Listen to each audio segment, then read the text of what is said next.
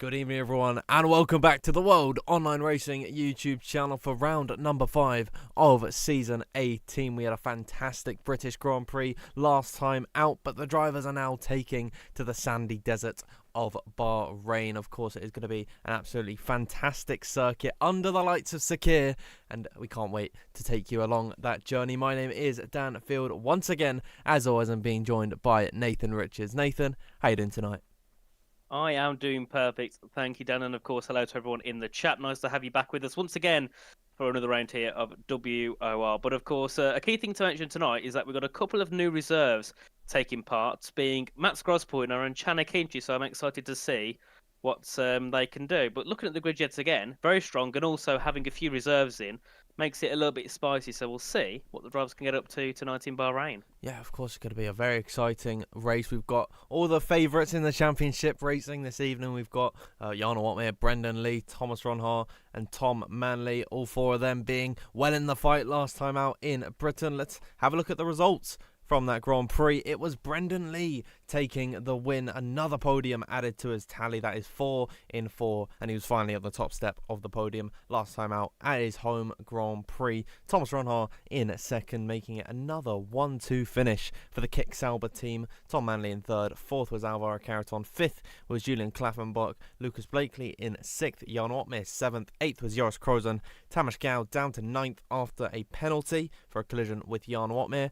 And then Jack West rounds out that top 10. We'll see how this race impacted the standings, because we now have a new championship leader, Brendan Lee. He's been so consistent so far this season, and of course every time he's came in to talk to us, it's been another sort of story told through every single result. So it's brilliant to see him leading the championship on 73 points, 12 clear of Jarno Otmir. So not entirely out of sight is Brendan Lee. Jarno Otmir, of course, leading the championship up until now, still remains in second with a healthy gap to Thomas Ronhaar in third. Fourth is Otis Lawrence. Tom Manley in fifth after another podium in Britain.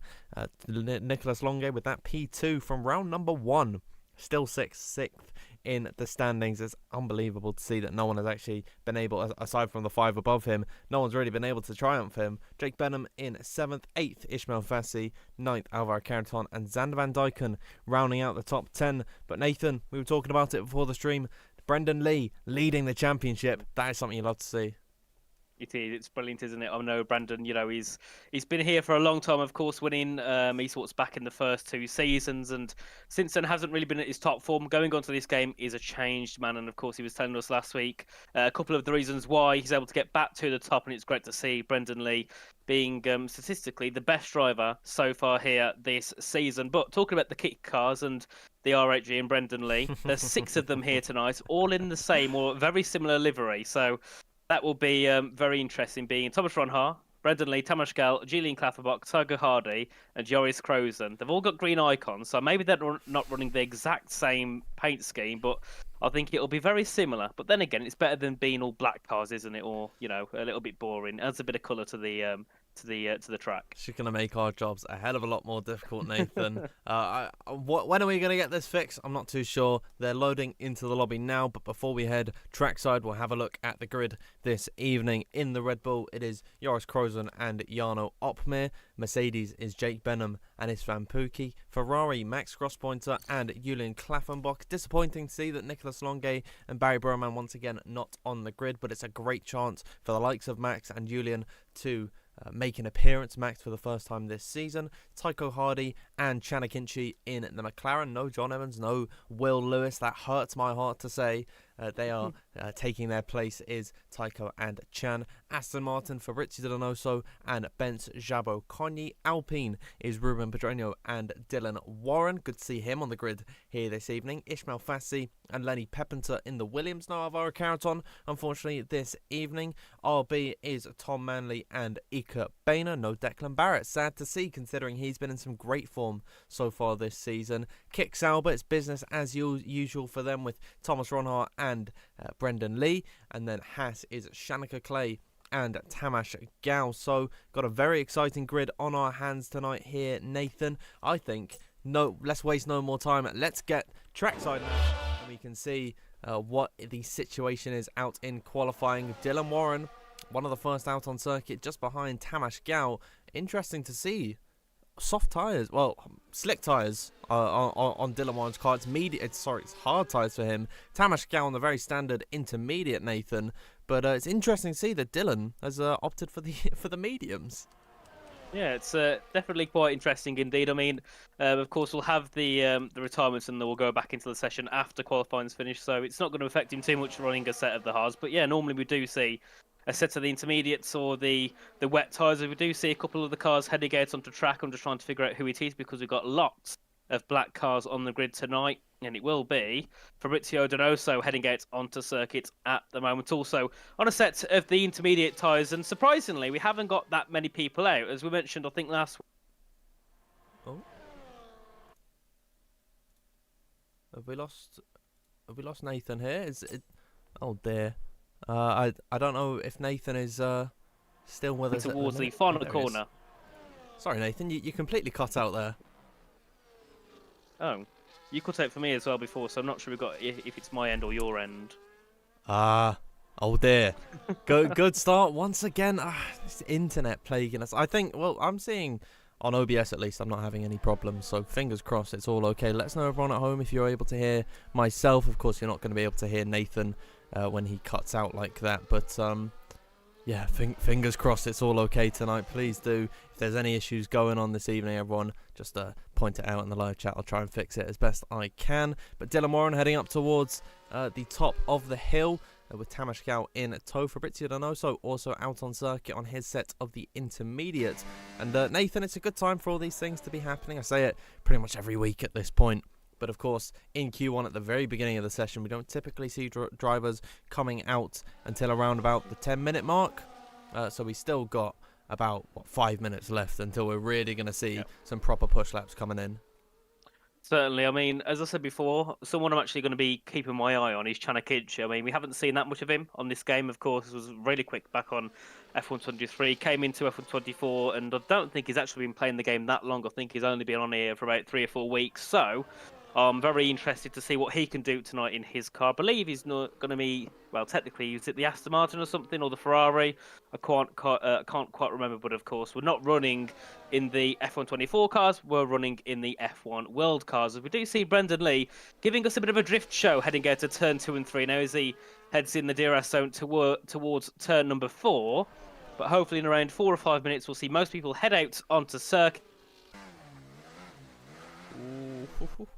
Nice stuff, Brendan Lee. Yeah, Nathan still 806. Yeah, Nathan still having these issues. I really don't know if this is on my side of things. That was a lot shorter.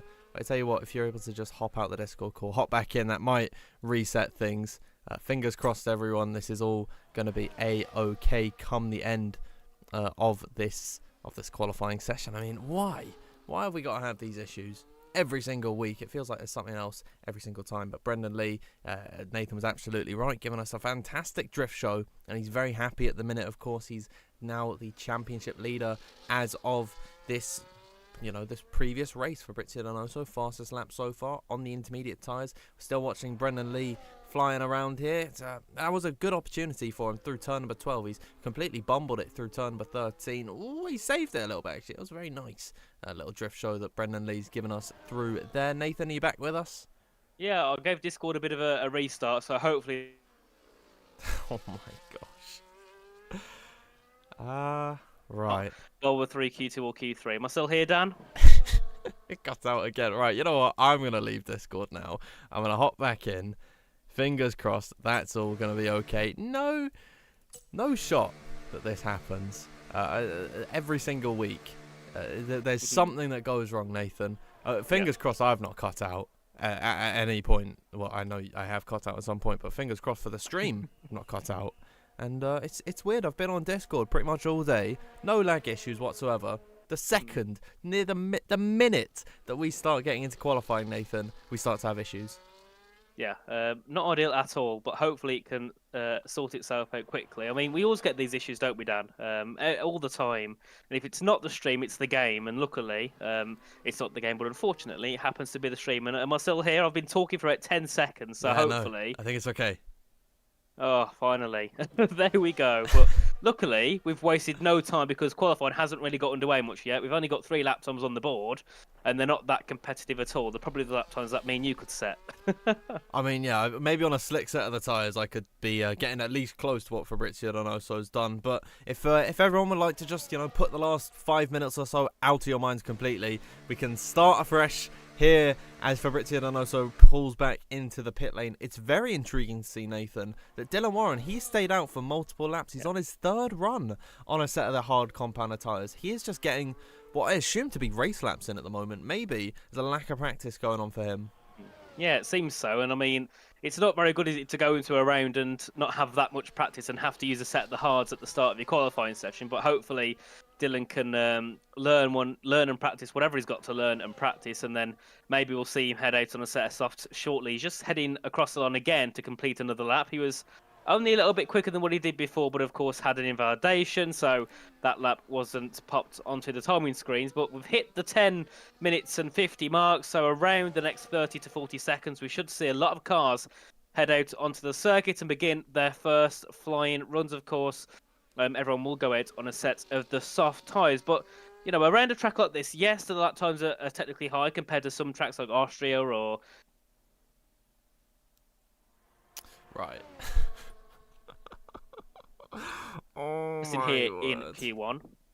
Nathan, it's happened again. Oh.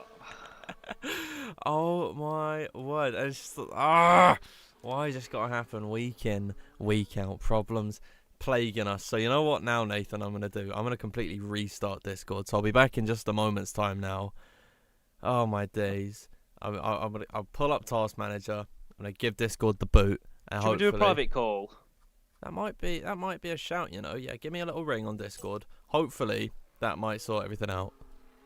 As we'll continue watching along as it goes at the minute. We'll join Nathan in just a moment's time. But Dylan Warren is still on his run. We have luckily got no one out on a soft set as it stands. Of course, 9 minutes and 30 left to go. This is typically the time that we see drivers exiting the pit lane on a fresh set of the tyres, as Dylan Warren will now come across the line to set 1 minute 31.298. He's improving on his runs, but not by all that much, of course. On a set of the hards, he's not really going for flying laps at the minute, but it's very interesting to see he's actually utilising a set of the mediums when they could be very useful in the race. We'll join Nathan on the private call now, and let's keep all of our fingers crossed, Nathan. I've got 4 of them crossed at the minute.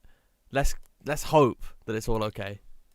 Well, you're saying perfectly fine this time, Dan. You're not cutting out as much as you were before, and I don't think. Well, hopefully, I'm not cutting out as much as before. But hopefully, those issues stop because we've got all the cars heading out onto circuit at the moment. So I'm just following Chanakinji here, heading into turn number 4, and is everything sounding okay, Dan? Have we solved the issue? Hopefully. Well, I'm not going to say anything just yet. I think we'll wait a minute or two, and then if not, I'll restart Discord completely. And then we can try again. But it's literally, we were talking just before as well, completely fine. And then as soon as we get into the lobby, this starts to happen. So thank you very, very much. I'm going to blame the qualifying session. That's what I'll do. But now we're going to have some exciting action because we have got drivers out on circuit on a fresh set of the soft compound of tyre. Ikabena is the first driver out on circuit, a driver we've not really seen all that much of so far this season, but on his day, Nathan, he is able to put on a good showing. He's a driver that typically you can expect to see in around about that Q2, maybe Q3 if he's really on form, but this is a driver we've got to be excited by. Definitely. I mean, the good thing about this track is it's a track that's used on most calendars, in most leagues. So the drivers tend to have quite a lot of practice and tend to have quite a lot of pace around a track such as Bahrain. So I'm sure many of them can be within a couple of tenths of each other. But Dan, I hate to tell you, all of the R8G cars are all in the same type of paint scheme as well. Why are they doing? Okay, I'm gonna have some words with them after this race and just say, please, can you have some sort of differentiation? Change it up, be creative, be yourself. That's one of my favourite things to be in at the absolute world. Let's focus on qualifying those. We'll watch Ikabena head up the hill and towards turn number 4 at the end of the DRS straight, where we can see some great overtaking opportunities. A very lenient corner with all the runoff on the left-hand side. You can make a mistake and it won't cost you too much. If you make a mistake through this part of the circuit, as Ikabena might have found out the hard way, you really can be punished. He got onto the curbs through turn number 7, I believe that was, and he almost was sent into a spin, but Ikkebana still remaining on this lap. Now downhill in towards turn number 9 and 10. Big lock up from the Spaniard. And that is something we are going to see very, very commonly throughout this evening. Drivers locking up through there. I remember, I think on the last game, it was John Evans that discovered that you could just drift through that corner. Very, very strange. But it seems like Ikkebana taking a very different approach to that corner this time by. He'll come up the hill and in towards the final sector at 105.064. So far, Nathan, it's looked to be a bit of a scrappy lap.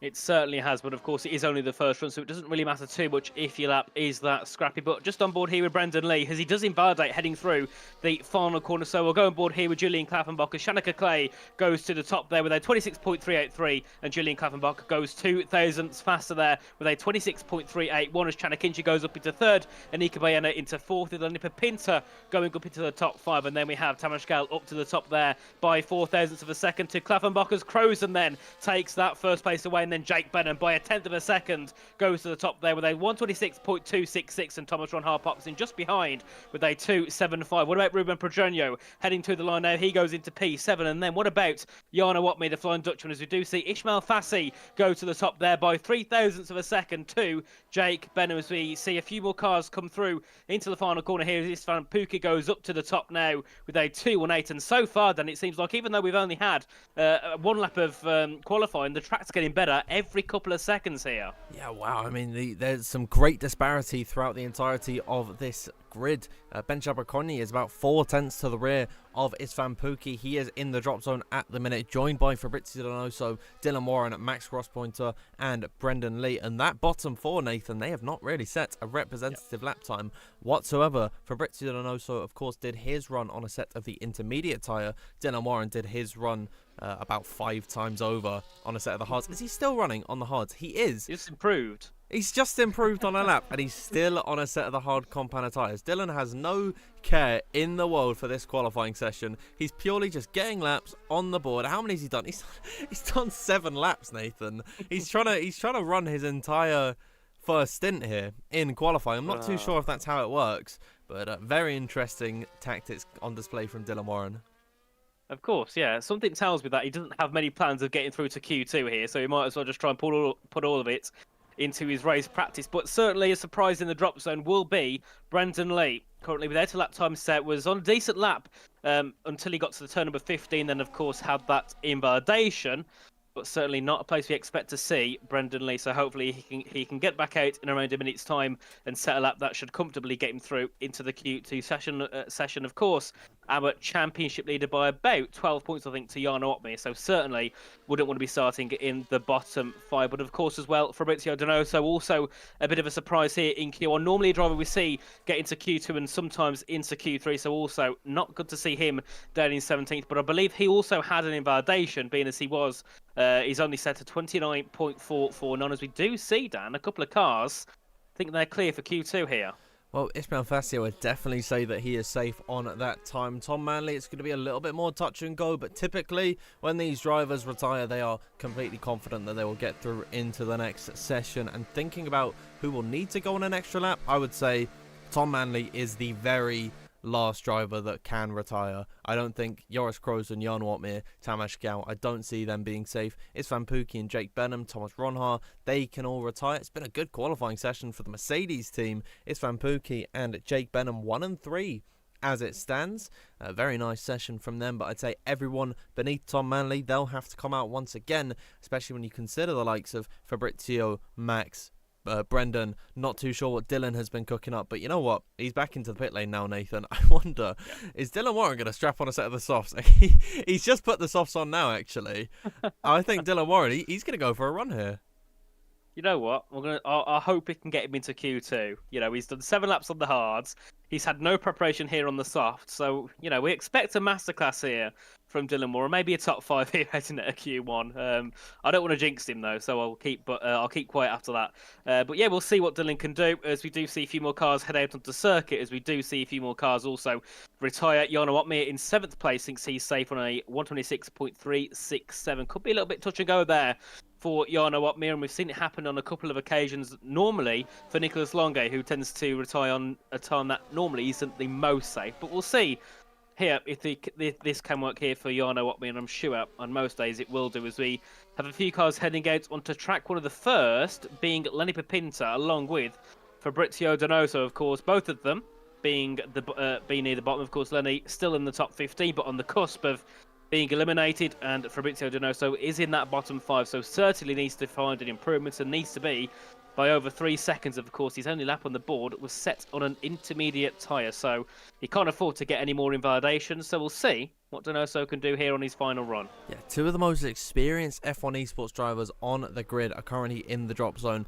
Brendan Lee as well, of course, in that bottom 5. He is one of the first drivers out on circuit. He's got 4 all-black dots ahead of him. I would say that's Shanika, Ruben, Lenny. It could be any of them. 6 full, I think there's 7 full black dots and 6 all green dots, so it's going to be very, very difficult for us to actually work out who is going to be which driver. But I know who I'm watching on this run, Nathan. It is Brendan Lee, because he is at the minute starting plumb last, and if he can't get a lap on the board, he's going to have a very difficult time catching up to the likes of Jarno Watme, who is in 7th at the minute and on track for a Q2 appearance as it stands. Brendan Lee has got to give it all now as he heads downhill and towards the first corner. Big lock-up for the 2-time F1 Sim Racing champion. Get the power down as early as you can and then ride the curbs as you open up the DRS, heading down this back straight in towards turn number 4, the very forgiving corner, where we're going to see plenty of overtakes. Come race time, we've still got 2 more sessions after this one to navigate as we get in towards the twisties. Brendan Lee hooks the car left and switches it to the right. I got that in the wrong order, but now in towards the hairpin corner, turn number 8. Brendan Lee has looked very nice on this run at the minute. Julian Klaffenbach deciding to retire in the pit lane, I believe that is. He's come back into the pits, not happy with his warm-up, and now he is retired down in 9th position. That is going to be a very sketchy spot for Julian Klaffenbach. But here comes Brendan Lee. We're still riding on board with him now as he heads uphill towards turn number 12. On those old F1 games where he won his championships, if you touch that inside curb, you'd be sent into a spin, no questions asked. As Brendan Lee is improving, well, he's not improving, but he's on a 1 minute 4.972. It's looking like a very nice time as it stands. Fabrizio Donoso gets himself into 12th. Lenny Pepinta in to 9th, knocking Fabi down a couple of spots. Ikabena in that drop zone. I believe he is coming towards the line now, as here we see Brendan Lee through the final corner. It is 2nd position for the 2-time F1 Sim Racing champion and the current championship leader. A fantastic lap time coming out from him there. Let's see Tamas Gao through the final corner. Now there's a red car of, I believe, Chanakinchi coming in ahead of him. There's Tamas Gao to the line. A spectacular lap time from him. His RHG teammate Tycho Hardy comes to the line only in P14. That was Dylan Warren up towards the line now. He couldn't achieve the heroics that we were hyping up to have, and it's a pretty dismal 1 minute 26.943. But it is Tamas Gao leading this session. It's a Hungarian 1 and 2 at the minute. Of course, Nathan, very prolific qualifier is Tamas Gao. You'd expect him to be up here. Definitely. I mean, I do feel a bit bad for Tamas because he's always good in qualifying, but when it comes to the race, he seems to get into a few issues, whether they're of his own or due to something which he can't control.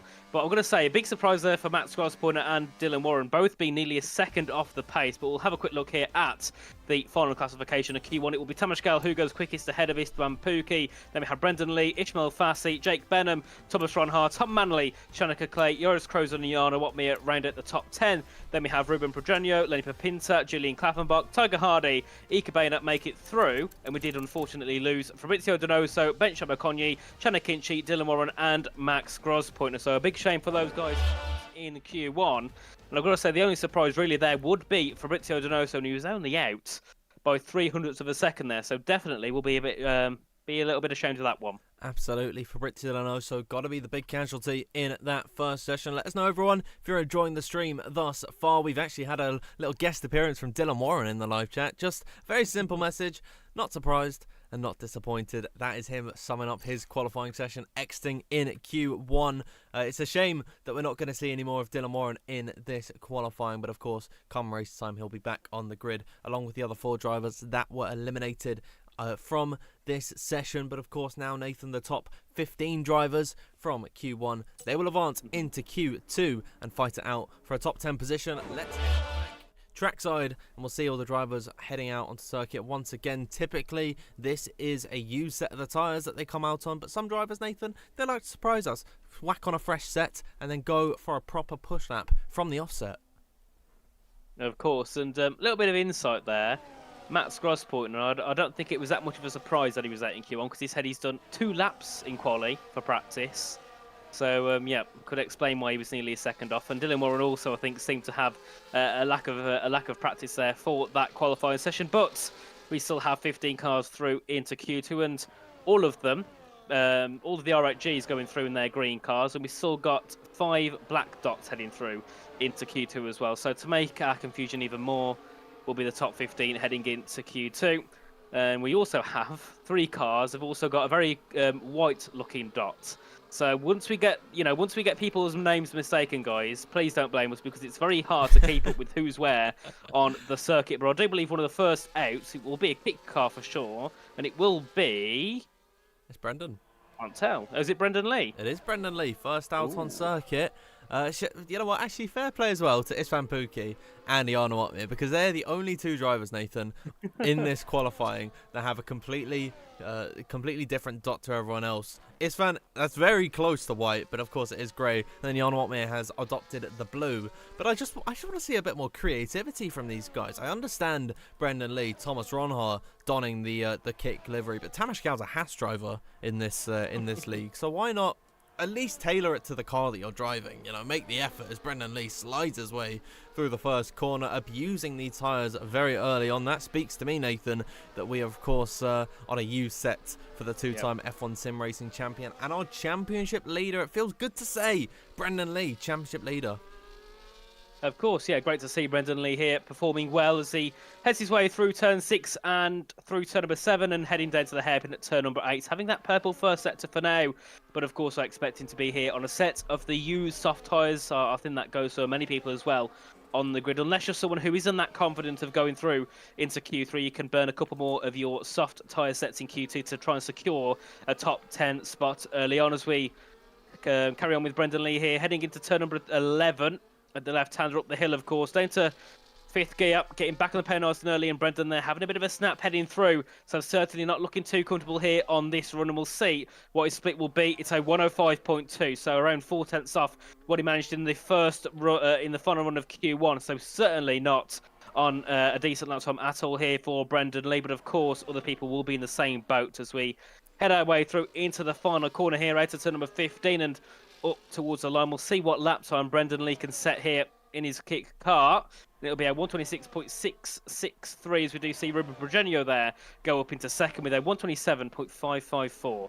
Absolutely, we're watching Jarno Opmeer through the final corner now. We'll see what he can do, and he's definitely entering this race with a chip on his shoulder, losing his championship lead to Brendan Lee last time out in Silverstone. It was a difficult race for the Flying Dutchman. He still managed to come away with a P7. He was one of only he was actually involved in every steward's inquiry last time out. There was only 2 of them. One of them, of course, Tamas Gau netting himself a penalty. The other one was Jarno Opmeer losing that 10-second time penalty that he got on the very last lap of the race. But P7 was not a good race by the Dutchman's standards. He's definitely looking to come back this time by and compete at the very top. He's doing well so far in Q2, 3rd at the minute. As what have you seen? I mean, I'm watching Tamas Gau. I don't know if he's on the lap at the minute. Is he? He had a massive slide heading through turn number 8, and was literally the rear wheels were spinning on the exit at the corner and lost a lot of time. So certainly not ideal here for Tamas Gau, and I think he was originally on a run as well, being as he's got hardly any battery in the car. But one thing, Dan, I've got to say I'm surprised by is the big disparity, considering everyone here is on a U set the tyres, and the gap between 1st and 10th is what, 0.8 of a second? That is certainly a surprise, especially considering everyone is on roughly, I presume, the same tyre wear on these laps. Well, I'd imagine that these guys in these first runs, they're not really trying too hard. You know, maybe some of them like to push a little bit more, maybe try and push themselves on that next lap to really triumph their delta time. But I would say that it's not really something we should look too much into, because of course we know that Brendan Lee is quick, but everyone else is going to be closer than they actually are. We'll get the gaps on your screen as it stands. Brendan Lee is a whole 10th and a half almost ahead of Lenny Pepinter in second. It's a little bit closer between himself and Jan Watmere. There's a couple of guys within a few tenths of each other. So maybe Brendan Lee, Nathan, just had a banging lap. But of course, on a used set of tyres though, we're not going to think too much of it, because now they're getting their cars serviced. They're going to be coming back into the pit lane, getting a fresh set of the tyres on, and they're going to go for their final push laps. Of course, still over 9 minutes to go in this session, so it does give the drivers a lot of time to go twice more, just say they make a mistake on their next run, depending on when they go out onto circuit. And we'll see when the first drivers look to move out onto track, but normally as well, like we do in Q1, we have a bit of a break while we wait for cars to get themselves sorted out and back onto circuit. And as I say that, we have a car going out onto track, and that will be not Jake Benham, it'll be Tom Manley heading out onto circuit, one of only 2 white cars on the track, so it makes it a little bit easier to figure out who it is, with a couple of other cars going out as well, 3 or 4 black cars, and then one of the green cars heading out onto circuit, which we'll get the names for once we scroll through and find out who's who. But I've got to say, even though Tom Manley's running the original livery, it's still a very nice one, I've got to say. The chrome and the red and purple, it still looks quite nice, but it'd be nice if they had a bit more originality about them, wouldn't it? Yeah, I mean, this is peak laziness from Tom Manley. He is like, some of them, they're just, making the same livery as their friends or whatever team they're a part of. Tom Manley's not even cared. We've been racing with the F1 World Cars for how many weeks now at this point? I think since round number 3, probably. 3 or 4 weeks, yeah. That's been a long time. Since we've actually started adopting the F1 World Cars in this grid. And, they're doing PSGL week in, week out as well. They're using the F1 World Cars over there as well. So I'm just a little bit disappointed, really, that Tom Manley, he's not decided to change it. But it is a nice livery. And what is quite funny is that now it is actually one of the more unique on the grid, because we've got so many all black liveries and we've got so many all green and black liveries. I mean, it's... I'm going to complain about it all night, Nathan. We was hating on the cars using the black icons, but I don't think it's fair to hate on Shanaka Clay, because his car is majority white. I think he's actually already made the Hasse with the white, black and red, but for some reason it comes up as a black dot and not a white dot. So another failure here for F124, but please focus on the equality of the cars first. Don't worry about fixing the icons, guys. Leave that till last. That's certainly not the biggest issue at all, as we do see Shanaka Clay heading to the first quarter. But then again, I'm going to say, Dan, this season, Shanaka Clay, I think, he's always up there, isn't he, performing well. But his results haven't been the best, but I don't think that's down to pace. I just don't think he's been that lucky this season. I think he's faced a little bit of unluckiness. I know it happened in Qatar when he came into a bit of contact, and I think his race has ended there. So, it'd be nice to see him get his season kicked off and get a few points under his belt here tonight. Yeah, back-to-back DNFs, I believe, in the last couple of weeks, and I'm not sure if we even had him on the grid last time out in Silverstone, so you're absolutely right. Shanaka Clay has been very, very unlucky. Of course, he's been a part of the league racing scene for a very long time, formerly on the Xbox side of things before he made the jump to PC. VSR Infamous, I believe. That is what his gamer tag was. I think he raced in WOR back in the single-digit seasons, if I'm not mistaken. But yeah, very experienced league racing driver, and it's good to see him still racing, still trucking along, despite when things get very, very difficult. He's on a very nice time as it stands, a 1 minute 4.9 for Shanaka Clay in the first and second sector. We'll see what he can do as he heads into the final couple of corners. This is actually 2 corners rolled into one. Turn number 14 and then turn 15. The little kink on the outside of the circuit is considered to be a corner, as Shanaka Clay will come across the line and set a 1 minute 26.185. A nice lap time to start off his session, but Tom Manley, there it is, 1 minute 25.977 for him. A brilliant lap there from Tom Manley, the first driver into the 125s all, for the whole evening here in Q1 and Q2, as Ismail Fassi goes up into second place and Pookie goes up into second as well with a 126.039. Here as I'm on board here with Tamas Gal heading into turn number 15 as Brendan Lee goes up into second place there in his kick car. What can Tamas Gal do? Currently in the drop zone, will head to the line and goes to the top there with a 127.907. Julian Klaffenbach as well. Where can he go? He will go just into the top 10 there, a thousandth ahead of Ruben Pedreño on his lap, as Lenny Pinta has had an issue on his, and Jake Benham has unfortunately invalidated as well on his run, as Tiger Hardy as well is also lifted off on his lap. So at the moment we've got Lenny Pinta, Thomas Ronhar, Ika Bayana, Jake Benham and Tiger Hardy in the drop zone, and yet again a bit of a surprise being Thomas Ronhar, a driver we never expect to see in the drop zone, and currently he's in 12th, and he's a little bit far off, about a second off the top time, but of course still has time to go once again. And if I'm correct, and I don't think he went out again, did he? There, I think he stayed in the pits. No, he did. He had an invalidation. I wouldn't blame you, Nathan, for not knowing because, I mean, there's so many green cars. It's just very difficult to keep track. But yeah, Thomas Ronhaar did have an invalidation on his run. And that is something that has become quite the recurring theme for the Dutchman so far this season. If you cast your mind back to Qatar, he started in P10 after failing to complete a lap on every single run in Q3. And I believe Abu Dhabi, he was in the fight for pole position, could have had a lap, and I think he had another invalidation. And it seems like in Bahrain, maybe it's just around the Middle Eastern circuits, because he was quite decent last time out in Silverstone. I don't think he didn't race in round number 1 at Brazil, so maybe it's just in the Middle East that he's not having a good time of things. Jake Benham as well also was on a good lap. He had an invalidation. I think he was around about where Jan Watmir and Shanika Clay are sitting on the 1 minute 26.1. 1.85, 1.65. We'll say he's right down the middle with a 1.75 lap.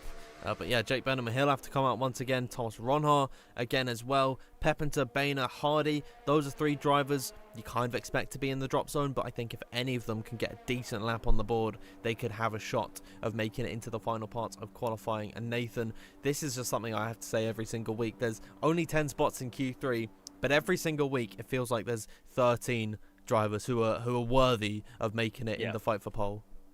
Yeah, there certainly is. I mean, there's pretty much everyone, I think, even the top 20, bar a couple, can easily get themselves into that position to fight for pole. But I've got to say, so far, the one that's looking favoured to do so is Tamas Gal. If I remember correctly, he did take pole as well back in season 16, because it was the opening round of the season, and he was on pole position, or it might have been the season before. I can't quite remember, but I do know he took pole around Bahrain at one point in his WOR Tier 1 career. So we'll see what he can do heading through out of Q2. I think, he'll be more than safe to head back into the pits and retire. And I presume the same can go for Tom Manley, Brendan Lee, and possibly Istvan Pookie and Ismail Fassi as well. I think everyone else will definitely have to go out again for another lap, as Jan Watmir is only...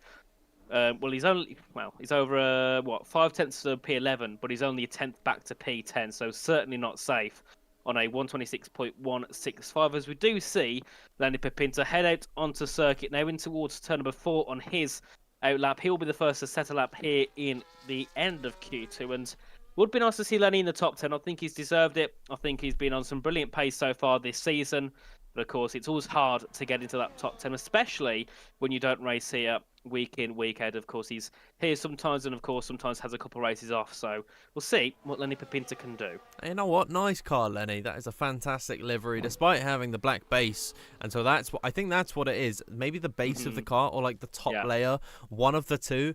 If it is a certain color, it's going to show up as that. So even if the kick drivers changed it around, they're still going to have a black dot, and that is going to still be very, very difficult for us to actually make out who is who. So we're in a bit of a predicament, but you know what, it's a very nice livery for Lenny Pepinter. I'd have liked it if his blip was yellow or purple, or even that slight grey that he's got on the car.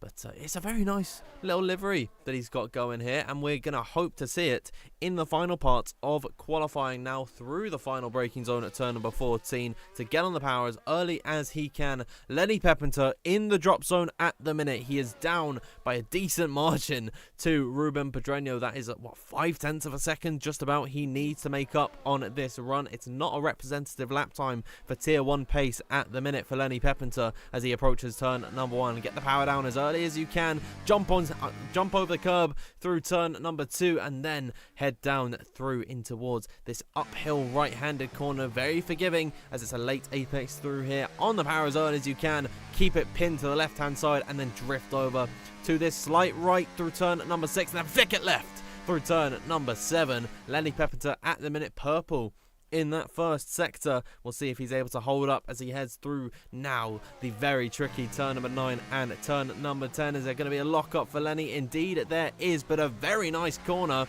for the Frenchman, getting on the power, using some of the battery, and opening up that DRS through this straight in towards turn number 11. This looked to be a very nice lap time from Lenny Pepinter as it stands, as now he heads up the hill. The clock is about to strike 0. No new laps can be started. Here's Lenny Pepinter into the final sector now, up by 4/10 of a second. But Nathan, that's not good enough an improvement to actually jump Ruben Pedreño at the minute. No, it doesn't look like it. He'll have to find another tenth and a half, or maybe even over 2 tenths here in the final sector to try and move himself up into that top 10 comfortably, and of course stay in that top 10. A bit snappy on the exit of the final corner, but he will head up towards the line now, and where can Pepin to go Oh, up into sixth. nice. And the question is, will that be safe though, Dan? Because everyone else is very close behind, only a tenth now, back to P11. So this will be a bit of crunch time here, and anyone in the top six can go out in this session. Yeah, Jake Benham has just found himself into P6. Ruben Pedreño, all very touch and go as to whether he'll get into the next session. Ikkebana up into third. A fantastic lap time from him there. Let's have a look at Thomas Ronhar. We'll ride on board with him. He is up by 9/10 of a second. Tycho Hardy is not able to get out of this qualifying session. Jarno Opmeer slipping through in 8th at the minute. Joris Krozen is on the cusp of being eliminated. Will Thomas Ronhar be the man to deliver that final blow? Ishmael Fassi to the line. Set to 1 minute 25.9, just 4 thousandths off of Tamas Gal. Here is Thomas Ronhar up to the line. A fantastic 1 minute 25.845 seals the qualifying session for Joris Krozen. Thomas Ronhar, the quickest in Q2. We were touching on his issues with invalidations. He's been able to keep it clean on that lap, and he's reaping the rewards of his hard work. What a session that was. Thomas Ronhar topping Q2 with Tom Manley slipping through as the final entrant there. He sits in second position. Tamas Gal in third. Fourth is Ishmael Fassi. Fifth is Isfan Pookie, and then Ikkebana in sixth. The top three, all of their names start with a T. Then 4, 5, and 6, all of them start with an I. Brendan Lee is the first to buck the trend in 7th, with Shanika Clay in 8th. 9th was Jarno Opmeer. Jake Benham just about surviving in this session. We are losing Joris Krozen, Lenny Pepin, Tycho Hardy, Ruben Pedreño, and Julian. Now, Nathan, that brings us to the end of Q2. We've seen a whole host of RHG drivers go out of that session. I think it might have been all of the sort of reserve guy or the academy drivers on that team. Yeah. Brendan Lee and Thomas Ronhar, of course, surviving. But wow, it's a difficult session for them. I'd say though, no major surprises.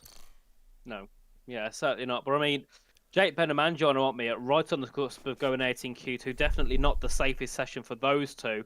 But from 6 it goes to 3 for the green cars, and from 6 it goes to 3 for the black cars as well, along with the 3 white cars and a blue car. So it makes it a little bit more simple heading into Q3s. We do have a car already go and get onto circuit, and that will be Ishmael Fassi, one of the first to go out. And of course, last season in season 16, he took the win around Bahrain, along with Josie Floke, Formula 3 driver, in second, and Jarno Opmeer rounded out that podium in third place. So Ishmael Fassi, he's won around here before. We'll see if he can do it again here tonight, but of course, he's still got Q3 to go through first, and Tamas Gal taking pole last time out.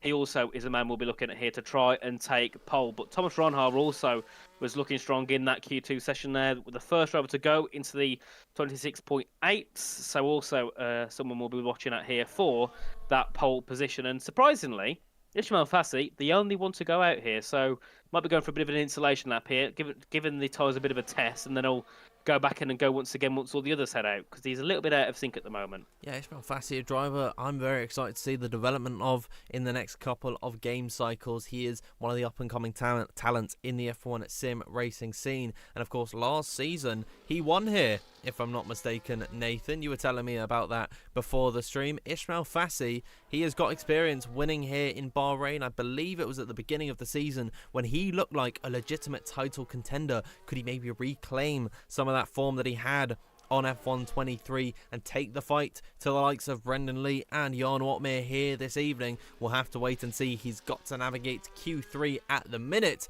He will be the first one to come across the line and start a lap. Never mind. Ishmael Fassi back into the pit lane. 10 minutes to go in this session, Nathan. Just wants to get a feel for the circuit. He'll come back into the pits and get his car serviced, and then once again, it's a ghost town out on circuit. Of course, it also gives him a little bit of stream time as well, being out on the track on his own. But Dan, normally you're the first ones to ask me this, and that will be who will get pole. But today I'll ask you, who do you think will get pole, Dan? Oh, that's I don't know, actually. I normally go for Thomas Ronhard to take pole, and I feel like it's a bit of a boring pick. I always say, oh, I'm just going to be safe today. I'm not going to go safe today. I'm going to say, I'll go with a fellow green car, not Brendan Lee. I'm going to go for Tamas Gal to take pole position. Of course, racing in the Haas this season. It's a Haas Q3 appearance for the pair of them, actually, with Tamas Gal and Shanika Clay. But I'm going to go for Tamas. Why not, to take pole position today? Yeah, it's a fair guess. That was my guess, so Sorry, mate. I shouldn't have asked that question first. You took my guess away. I'm going to go with Tom Manley. Looks strong in Q1, looks strong in Q2, and he's generally just been very well in qualifying. But of course, guys, we want to know who you think will get pole position. So to the 967 of you at the moment that are watching in the live chat, let us know who you think will take pole position. But yes, again, Dan, like we said, every Q3 so far this season, you really don't know who will get it because everyone deserves, and everyone's got the pace to take part, haven't they? Absolutely. I mean, I'm envisioning at the end of this session, 8.5 minutes from now, I'm envisioning myself shouting every single one of these names taking pole position. This is a very tight-knit group in Q3, and it could be a very exciting end to qualifying. But you heard Nathan, everyone. Let us know in the live chat who you think is going to be taking pole position, and we've already got some coming in now. Ha Isval says, Isfan with the new Merc power. I like Isfan Pookie's livery. I'll just bring it up quickly. He is pretty much made a Mercedes, so fair play to him. Lots of Tom Manley predictions coming out. Broken Britain and Silver, they're going for Tom Manley for pole. Jordan is saying Fashy for pole. Alex Q, I hope I've said that name right, is going for Jake Benham, and that is what I love about this grid. Another prediction for Tom Manley. It seems to be a very popular pick today so far, Nathan. I think you might have picked a good one. Yeah, hopefully. I mean, we've said that, and both of ours will finish 9th and 10th in quali, but surprisingly, we've only had one for Jarno Opmeer. Now, that's normally a surprise. Normally, Jarno Opmeer has got the 90% of the vote. So, surprisingly, only one person giving a guess for Jarno Opmeer, and that being Tom Deals in the chat. And also, one or two people going for Brendan. But Tom Manley, Tamas Gal, and Jake Benham seem to be the three favourites here for quali. So, we'll see what they're able to do. But, Dan, I believe a few of them are just getting their laps underway. Yeah, Jake Benham is the first one out on a lap, I believe, at the minute, as all 10 drivers are out on circuit, getting their runs up and going. Jake Benham, indeed, is the first one on a run. He set at 27.9, I believe that was, in the first sector. Will keep riding on board with the All-Star himself, the inaugural PC champion, looking to reclaim some of his silverware and hopefully gain some points on Nicholas Longe in the championship. He needs to get himself up into that top 5 and make a good account of himself here this evening in Bahrain, as I watch him head up the hill through turn number 11. A very fun corner if you absolutely hook it up perfectly. Use the curb on the outside and then drift over to the left. Use that racing line to perfection. Jake Benham on a 1:04 4.807 in that first and second sector. It's looking like a very nice lap time at the minute for Jake as he now heads on the back straight. A very nice a nice time that he's able to have. The wind flowing through his hair beneath that crash helmet through the final corner now as he rides along the curve through turn number 15. Open up the DRS and head towards the line. Jake Benham will set the first time, a 1:25.974. A decent enough lap time from him there, but I don't think it's going to be enough to take pole position from the offset. What about Ikebana? Heading up towards the line now, he will slot himself into second. Tom Manley, a very impressive first and second sector, but he falls short by just 0.06 of a second in behind. Ismail Fassi comes to the line, a 1:25.846, a very quick lap time coming out from him there. What about Shanika Clay in behind, followed by Brendan Lee, then Isfan Pookie, then Jarno Opmeer, and then Thomas Ronhart lagging a bit behind. Shanika will come to the line in at 6th. Brendan Lee up into the second position, immediately displaced by Isfan Pookie. Jarno Opmeer to the line with a 1:25.753. Thomas Ronhart will be the last one to come across the line. Is he going to be able to take the fight to his fellow countryman at the very top of the order? He'll slot himself onto the second row of the grid. Jarno Opmeer then, where's that come from? A 1:25.753, a great lap time from the Dutchman. Indeed, normally we don't really consider Jarno Opmeer for pole. His qualifying pace is never normally in the top 3, but we've seen it a couple of times this season. Jarno Opmeer's done a very good performance in qualifying. I think he took pole a couple of races back as well. So looking very good here is Jarno Opmeer, and about a 10th as well, ahead of Ismail Fassi in second, who's also having a great session here at the moment in qualifying, and Thomas Ronhart as well in third. And I knew it, Dan. Look at our guess. He's 7th and 8th after the first runs, and they're about 2 or 3 tenths off pole. We knew it, didn't we? I mean, it's typical. The commentators' cards playing into full effect. So maybe we got to rotate them every so often and just give someone else a shot at the very top step of things. But if you predicted so far Jan Watmir to take pole position, you're in a great spot. As it stands, he's not typically known for his qualifying prowess, but the Flying Dutchman, a very nice lap time indeed. Let's bring the gap up to Ismail Fassi, almost a full 10th of a second to the Spaniard in second position on the front row of the grid. Thomas Ronhart a little bit further back in third, and there is a big gap between Jarno and the very back of the grid, Shanika Clay, 1 minute 26.502 for him. Other than that, it's a relatively close qualifying. Ikebana actually quite disappointing on his run, but the top 8, Nathan, less than 3 tenths separate them. Yeah, brilliant, isn't it, so far here by the top 3? I mean, just looking there at Istvan Pukki down to Tom Manley, that's only just shy of 40 thousandths of a second. 35 milliseconds is separating 4 cars, being Istvan Pukki, Brendan Lee, Jake Benham and Tom Manley. So it'll be brilliant to see what they can do, but also the gap quite short as well between Ismail Fassi and Thomas Ronhart. And I believe that Ikebana and Shanika Clay would have been on a set of the used tyres, hence why they're a little bit further off, of course. Shanika Clay there, nearly a second off the time of Jarno Opmeer, so we'll see what they can do. And that is definitely not the pace for Shanika Clay. I think we've seen him get into the top 5 a couple of times in the past, so it'll be nice to see what Shanika can do along with Ikebana as well on their final runs. But just over 3 minutes to go as we head into the final parts of Q3 and give it about 10-15 seconds. We'll see a few cars probably head out onto circuit. And I've seen in the past a couple of cars go for a double outlap, so we'll see if anyone tries that here tonight. Well, 3 minutes left to go in this session, and that is a very early exit for one of the white cars. I believe that is Jake Benham. He, of course, was the first driver to set his lap last time by, and he's looking to repeat order this time by. He's got a green kit car right behind him. I wonder who that is. I think it might be Tamas Gal. No, it's Brendan Lee actually in behind him. The championship leader going right behind the up-and-comer in Jake Benham. I say up-and-comer, he's been around for quite a while now, actually, in the F1 sim racing scene. We can't really call him an up-and-coming driver anymore because Jake Benham is very well established at the very top of things, but it feels like he's not been able to grasp that silver ring that, of course, he has been playing, second fiddle to, essentially, for his entire career so far to Jarno Opmeer. And now with Istvan Pukki as a teammate, Pukki being very recently announced to Mercedes, Jake Benham, I think, could have a very strong chance of shining in the upcoming F1 sim racing season. Whenever that may come, Jake Benham is going to be there, and he is going to be in a great position.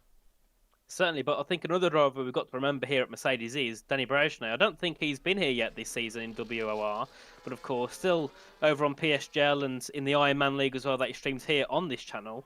He's also looking very good indeed. So Mercedes going with a very strong lineup heading into the new esports season, as Dan says, whenever it is, and hopefully it's not that far away. But of course, there's many issues the game needs to sort out before we can head into an esports season. As the main one being equal cars, as I don't think we'd want to see everyone in all these random liveries on Formula One's YouTube channel. But we do see the final runs now getting underway here for Q3, and the first one to go out will be Jake Benham. So we'll see what he can do on this first run. Of course, currently P6 and never normally seen much higher than the top 5, so maybe tonight is his night and he can try and get himself into a top 5 position as he heads down to turn 1. And I'm starting to think then that sometimes the lockups you see on screen are sometimes a bit of a glitch there, because so far I think everyone's locked up at turn 1 on every lap. I think you're absolutely right. I don't think that these guys will be making the mistakes that you and I would be doing every single run. At least that's why I use ABS on this F1 game, and I'm not ashamed of it whatsoever. As Jake Benham heads through the first sector split, he is up by just about half a tenth on his run. It's good enough to jump him up a few positions as things stand, but not enough to get close to his former Mercedes teammate Jarno Opmeer jumping ship to Red Bull. He has just begun his lap. We'll keep an eye on the Flying Dutchman in the next few minutes as the final cars are beginning their laps. Tom Manley will get over the line with 5 seconds left to go before the clock strikes 0. We're starting. Oh, Jake Benham, what's happened there? Oh my God, Jake Benham. Oh, he's had a disconnect or something. Jake Benham straight off the circuit and out of qualifying with, right at the death of it. I mean, the absolute worst time to have an issue. Jake Benham sent straight into the wall We'll watch Brendan Lee. We'll watch Brendan Lee as he heads through the final few corners. That is so sad for Jake Benham. Here is Brendan Lee, though. He'd have seen that unfold right in front of him. Lots of question marks going on in his mind, but one thing we know for sure is that he will, for the time being, be starting on that front row of the grid. His kick teammate, well, his RHG teammate, Tamas Gal, is right behind him on circuit through the final corners. My prediction for pole position, here he is up towards the line. He will set a 1 minute 25.787 into P2 for the time being, as one of the other black cars, that's Shanika Clay, to the line in P4 at the minute. Here is Cabana up towards the line. What can he do, the Spaniard? He will come across in P10. A disappointing session for him, a disappointing final run for Jarno Watmere, down by 2/10. Here's his Fampuki taking up Jarno Watmere's seat at Mercedes. A disappointing end to him. Lots of drivers failing to get these laps on the board. Ismail Fassi will slot himself into second position. Here is Thomas Ronhaar up towards the line. What can it be for the Dutchman? P1 for Thomas Ronhaar for the time being. What about Tom Manley as he comes towards the line? Not able to triumph. Thomas Ronhaar there on pole position. Here in Bahrain is an all-Dutch front row. Thomas Ronhaar getting the better of Jarno Watmere by 700ths of a second. Ismail Fassi starting in third with Tamas Gowan fourth. Fifth is Brendan Lee. Sixth, Shanika Clay. Seventh is Fampuki. Tom Manley in eighth. Jake Benham ninth. And Ikebana rounding out that top 10. But it is Thomas Ronhaar. Nathan, I said I wanted to go for him for my pole prediction, but unfortunately I wasn't able to do it. I think I've done it a few too many times, and unfortunately it's come up good, at least for my case. But for all the Thomas Ronhaar fans, they're going to be rejoicing at their boy getting pole position. A fantastic qualifying session that we've just seen there, resulting in an all-Dutch front row lockout. We will join you back here in the commentary box after a quick word from our sponsors at Gridfinder and Next Level Racing. We'll see you in just a moment's time.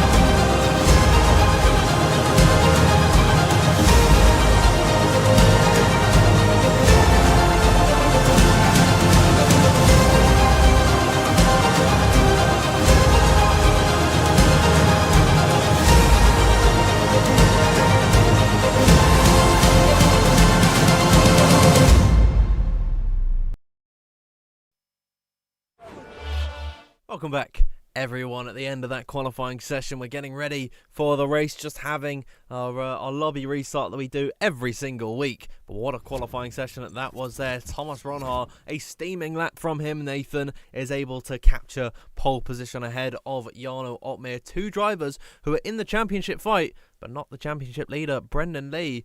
Disappointed, I'd say, not to be starting alongside Jarno Watmere and Thomas Ronhaar. It's a good opportunity for those two to claw back that deficit that they've lost so far this season.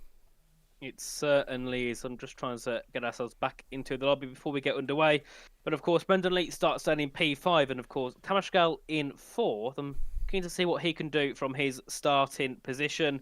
But also, another driver I do want to focus on is Joris Krozen. He's starting in P11 for this race, and he's finishing the points, I think, on 2 occasions so far out of 3 this season, and just being outside that top 10 are interested to see what he can do as well. But also another driver I want to keep my eye on is Fabrizio Donoso. Starts down in P16. Normally a driver we can see fight for a top 10. So we'll see what he does on strategy to try and work his way through the field. But I believe on this track, a lot of the time it's mediums or hards. But I think, like we always do, we'll see the odd person go for a soft and see if that can work. I remember back on F122, Dylan Warren did a hard, soft strategy. And back on F122, it was always a hard medium, nothing else. And Dylan Warren went for something different and ended up winning in the end. So we'll see if maybe we'll see people go for a bit of an outlandish strategy and try and get that to work.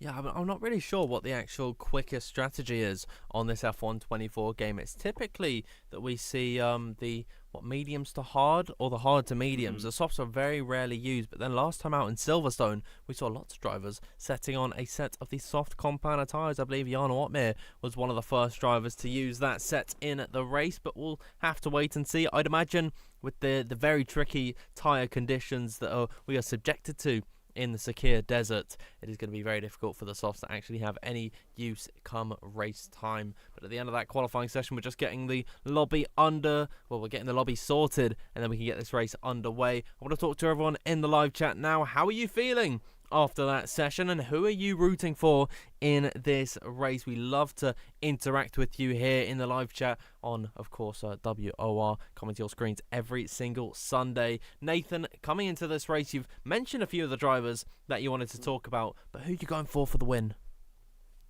Ooh, it's a hard one. I mean, the top 10 can all do it, and I'd like to go for Otmir or Ronha, but I feel like they're a bit of an easy option, so I'm going to go with. You know what? I'll go with this Van Pookie starting down in 7th. I don't know why, but his name points out to me, so we'll go with Pookie there from 7th place. Well, it's Van Pookie to win from 7th position. Let us know, everyone, in the live chat who you think is going to be taking the win. A few of you supporting already. Jarno Opmeer, very standard for what we see. We've got clean culture. Jarno, baby, every week. MKS, a fantastic response there. I am rooting for some crazy racing, as am I, as is Nathan. Viashar is saying all this for Nathan to get P1. Go on, Nathan, getting the win. See. Maybe, just maybe, someone's gonna have a lag issue. Then you can hop in the car, get out Jake of this Benham. call. Yeah, His Jake issue Benham again. Oh, that was heartbreaking for Jake Benham. There, Was. no idea what's happened. It just looked like his Fanatec disconnected or something. So something went wrong with Jake Benham, and unfortunately, there was 1,000 people watching him on the live feed. Very disappointing for Jake Benham at the end of his qualifying session, but he's not starting in P10. His position escapes my mind at the minute. I know Ikebana is starting in 10th. His 9th position. There you go for Jake Benham. But what a disappointing way for his session to end, because he looked like in a decent position. Yeah, he was. And I'm just looking at the lobby, and Jake Benham's loading in, but he isn't joining the session, unfortunately. He's just sitting there with the loading sign. So hopefully he can get himself in quickly, and then we can get underway. But just waiting for Jake Benham to load into the session. It seems his issues are continuing in so far, but I feel like that's what Jake Benham runs into all the time, doesn't he? You know, he gets into a bit of good form, looks well in qualifying, or looks well in the race, and something happens to him which he can't control. But Dan, another good thing is Dylan Warren, I think, has listened to our advices. He's now got a yellow icon for his car. Well, his So car a bit was of a change kind of people, Dylan Warren. yeah, his car was kind of unique already. He had what was it? We got Ben Jabberconny in the lobby as well. Was he always here? I feel like we didn't have him. P17 in quali. I feel like I just didn't talk about Bench once. I knew he was on the grid, but I just don't think I saw him at all. Oh dear, Jake Benham. More issues for him. Really hoping that we are able to get Jake in the lobby. That means we're going to have a little bit more time to talk to all of you in the live chat. Let's hear some of your predictions. Let's see what you've said. We've got already loads of predictions for Jarno. Sisu Sutari says Jarno all the way. We've got Silver saying Jarno. Jarno Man says Amir Sheikh. Dwayne Smith going for Jarno. MKR77 shouting Thomas's name from the rooftop. MKS, those are some very similar names you've got there. I will do the craziest bet. Tamash Gao for the win. You know what? Not the craziest in the world. He's starting, 4th on the grid. As it stands, of course, Tamash is a lot more well known for his qualifying pace than he is actual race pace. So maybe that is a bit of an interesting prediction. But yeah, we'll read out some of them, some other ones. Thomas or Brendan says MKR, so he's gone for 2 predictions there. A little bit cheat there, going for both kick drivers who have finished 1 and 2 in the last 2 races. I'd say they are the easiest predictions to go for today. When are we going to see Jarno Opmeer back on the top step of the podium? You know what, Nathan? I'm saying it's tonight. Maybe. I mean, I've gone for Istan Pookie. You've gone for Jarno Opmeer. Both of them running different liveries and running unique ones. So maybe that's it. Maybe it's the uniqueness which will give one of those to a chance to fight for the win. But of course, another thing that will be quite interesting will be safety cars. They can make a big impact in a race, especially when we're on that crossover of when people are pitting. So we'll see if possibly something like that can happen and throw a bit of a curveball into the race. But then again, any of the top 10 have the position to win because I've noticed one thing on this game compared to many others is you notice a lot more people messing up the strategy. On the last game and on the game before, people tend to get the strategy right. But on this game, you notice a lot of people pick really early or pick really late, and obviously it doesn't work. But for some reason, I think it does. So that's something else we've got to keep an eye out for. Who's going to be going for one of those outlandish strategies, which probably won't work out. Yeah, I mean, we've seen a very wide range of strategies taking place on this F1 24 game, and I think that is actually one of the things that Codemasters and EA have really nailed, because the strategy is very difficult to predict nowadays. I remember on F1 22, it was mediums to hard, hard to mediums, or you lose the race. There was no chance for the softs to be used absolutely at any point in the race, and now as F1 23 has progressed, we've been able to see the softs a little bit more, and now they have come back in full force like they used to on the older games. But it is good to see them back racing here this evening. I'm losing my words tonight, Nathan. I think I'm out of practice for whatever reason. I was here last week with you in Silverstone, but I'm just not on it today. I do apologise, everyone in the live chat. We are waiting for the race to get underway. We've still not got Jake Benham in the lobby, so I'm really wondering if we're only going to be racing with 19 today. Oh, lobby updated. Does that mean we've got Jake joining us? He's trying to join. I did have a little look in the PC1 tier 1 chat, and he's just got when he's loading it, it's just joining session, and that is all we get, unfortunately, for Jake. So I'm not sure that we'll get him in tonight. I'm not sure if that means we'll bring someone else in to take his place and start from the back, or if we will just be running with 19 drivers. But yeah, you can see at the bottom of the lobby trying to load in, but unfortunately it doesn't seem like he can get himself into the session, and yeah, he's left again. So a bit, I do feel bad here for Jake, because he had a decent qualifying up until that issue. He's now starting P9 if he gets back, but at the moment can't join the session. So a very weird one indeed here for Jake Benham. But hopefully the other drivers can help get him back in, and hopefully stop us from having a long delay here for the start of the race. But guys, don't go anywhere, because we're not going to be that far away from starting. Jake is showing his frustrations in the Tier 1 chat. So yeah, it's unfortunately not working. He's also getting the error sign as well. So I think, Dan, we're going to be missing one of the Mercedes drivers tonight, unfortunately. Yeah, a few choice words for Jake Benham we're not going to read out. We'll read out one of them. It was just bruv. So I think that kind of sums up what he's feeling in the PC Tier 1 chat. Very disappointing that we might not get Jake Benham in the lobby this evening. Luke is saying, of course, G2 Luke Humperdinck, if you want to call him that, Luke Humphreys, as he's more commonly known. He is saying that Jake Benham is screen sharing, nothing's happening, but it's clearly an issue, so I want to wait a sec. Chanakinchi is getting a little bit impatient. He wants to get racing. I want to get racing as well, but I also want a full grid this evening, and I want to see Jake Benham in the lobby tonight. So it's a real shame that he has not been able to get in his car. He's not been able to get into the session whatsoever. It's very upsetting, because I'm getting angsty. I want to get into this race, Nathan. I want to see action. 29 laps around Bahrain. What I find is that this isn't normally the best circuit for league racing, but I've got a different feeling tonight. I feel like it's going to be fantastic tonight. Maybe, and I'm seeing in the chat, Dan, people say it's my time to shine. Maybe, just click the F2 off by accident. There we go, I'll be in the car. Yeah, I think I'd be lapped by lap 5. Well, we could have live audio from you. Yeah. I mean, we might have to add a sensor at some point, because I can imagine if it's a grid like this and you're starting in Jake Benham's position, it's going to be very difficult for you starting off in this one. I mean, I'm awful at racing, and especially on race starts, actually. And if I was, starting with Joris Krozen, Ruben Pedreño right behind me, I would lose my mind. So yep, I'd be rather worried. I mean, we've been told that Jake Benham will be restarting Steam, so we're waiting once again. Have you seen that GIF in the chat, Dan? It's an interesting GIF. I don't know how he's been able to do that, but fair play to him. I don't know if I can show that one on stream, but it's Jake Benham. Yeah, he's having a nice ice cream. Happy, would he? No, he'd be very annoyed at me. But we got 1,000 people, 100 in the live chat at the minute, just itching for some racing action. Jake Benham, please hurry it up, my friend. I'm doing all I can to stall for time at the minute. I don't want to go to another ad break. I want to talk to everyone in the live chat. Give us a fun question, maybe. Everyone watching at home. No. we did this last week. There were some interesting ones coming up, but I want a question that you could ask us. We'll read it out. We'll read your name out and everything. Brendan Lee is spamming the ready up button in the game, and I think a few other drivers getting a bit impatient. Chanakinchi's joining him as well. We want to get racing. Let us know any questions you have in the live chat.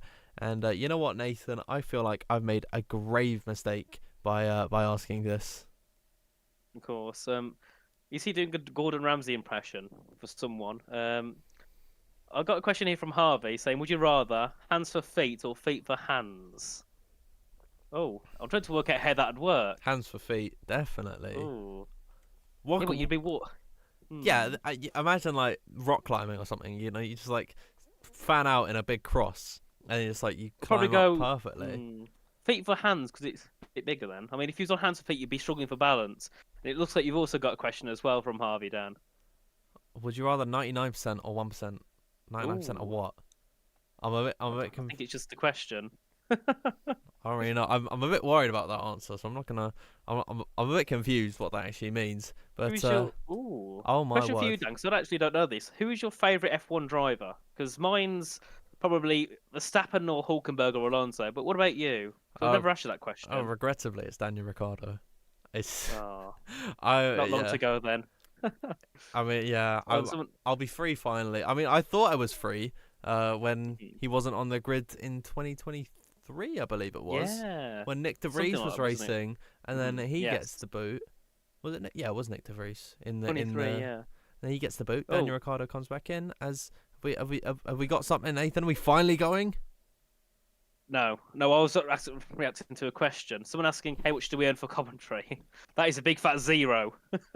Nothing. A big fat zero, yeah. We do this from the goodness of our hearts. We do it for the joy of getting to commentate here in WOR PC Tier 1 every single week. And it is a joy to talk to all of you in the live chat. I mean, we have got so many different questions coming out at the minute. I think it's very difficult. It's very difficult to go through them all, but thank you everyone for interacting with us and keeping us sane, because normally we get people shouting at me. It's always me, Nathan. You never get any of the flack. They're always shouting at me to start the race. It's not you, it's me for some reason. So yeah, I mean, now that I've brought that up, I'm gonna have plenty of people screaming at me, telling me to start the race, but it's not my fault. Blame Jake Benham, and there it is. Oh my god, more questions coming out. When is it starting? It's starting very, very soon. We're just waiting for Jake Benham. Jan Watmir has come into the Discord chat saying, "Hurry up, Jake Benham. I want to go to bed." And then he sent a bold picture of Jake. I don't know how that has happened, but we've also got some news. Jack will jump in if it does not work. So that'd be Jack West coming onto the grid this evening. Of course, he is 10th in the standings. You know what? We'll have a little look at the standings on your screen. Oh, no, so he's 10th last time out in Britain. But we'll have a look at the standings heading into this race.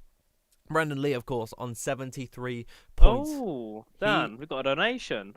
Got a donation in the live chat. Who's talking to us? It's Michael Katasiak.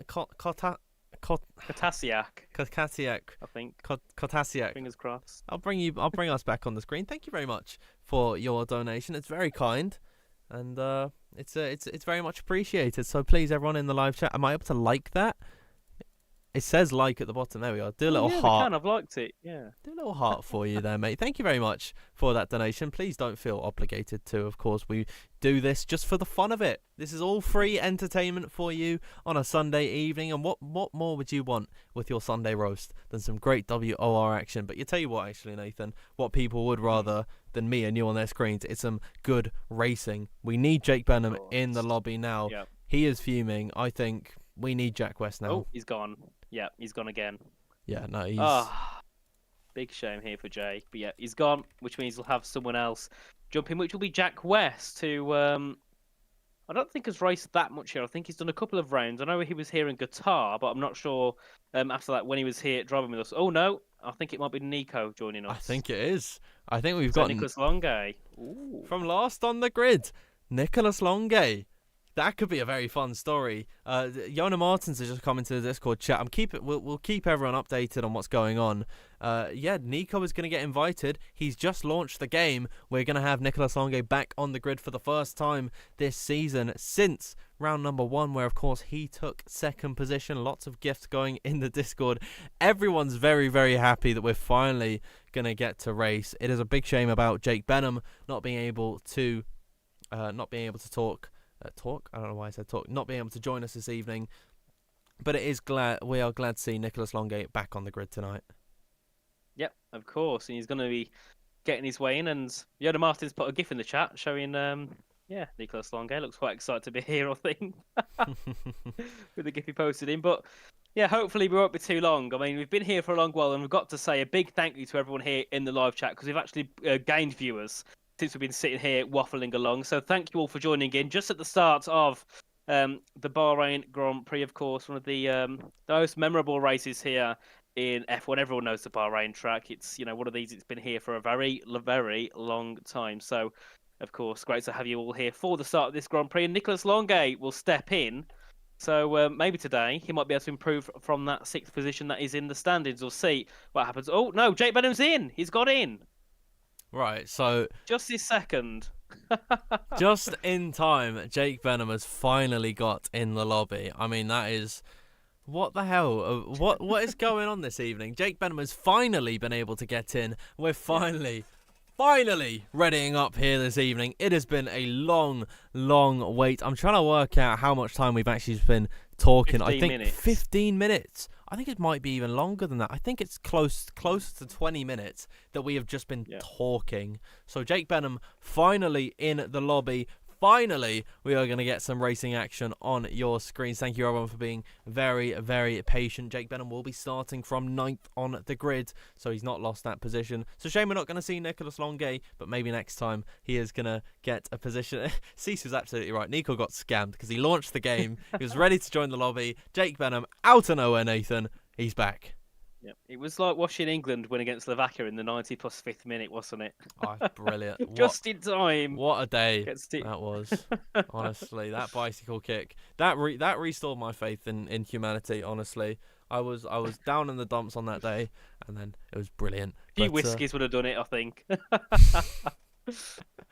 I mean, wow. What a day that was. But what a day this is now. I'll bring you over to the game scene, and you can finally see the floodlights on here in Bahrain. We're getting ready for the race start this evening. It is Thomas Ronhaar on pole position ahead of his fellow countryman Jarno Opmeer. These two touted as rivals heading into this season. Of course, both of them former champions here in WOR Season 14. Thomas Ronhaar took the belt, and Jarno Opmeer, he's won it 3 times, the last 2 in a row. But the pair of them, Nathan, neither of them are leading the championship at the moment. It's Brendan Lee in P1, and this is going to be a very exciting race.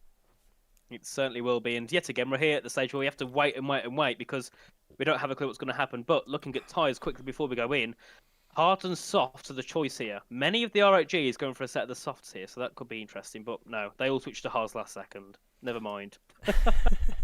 I mean, I can't. Are you able to tell through the pit box? Race director. You go click pause, go to race director, and you can see them all on the right.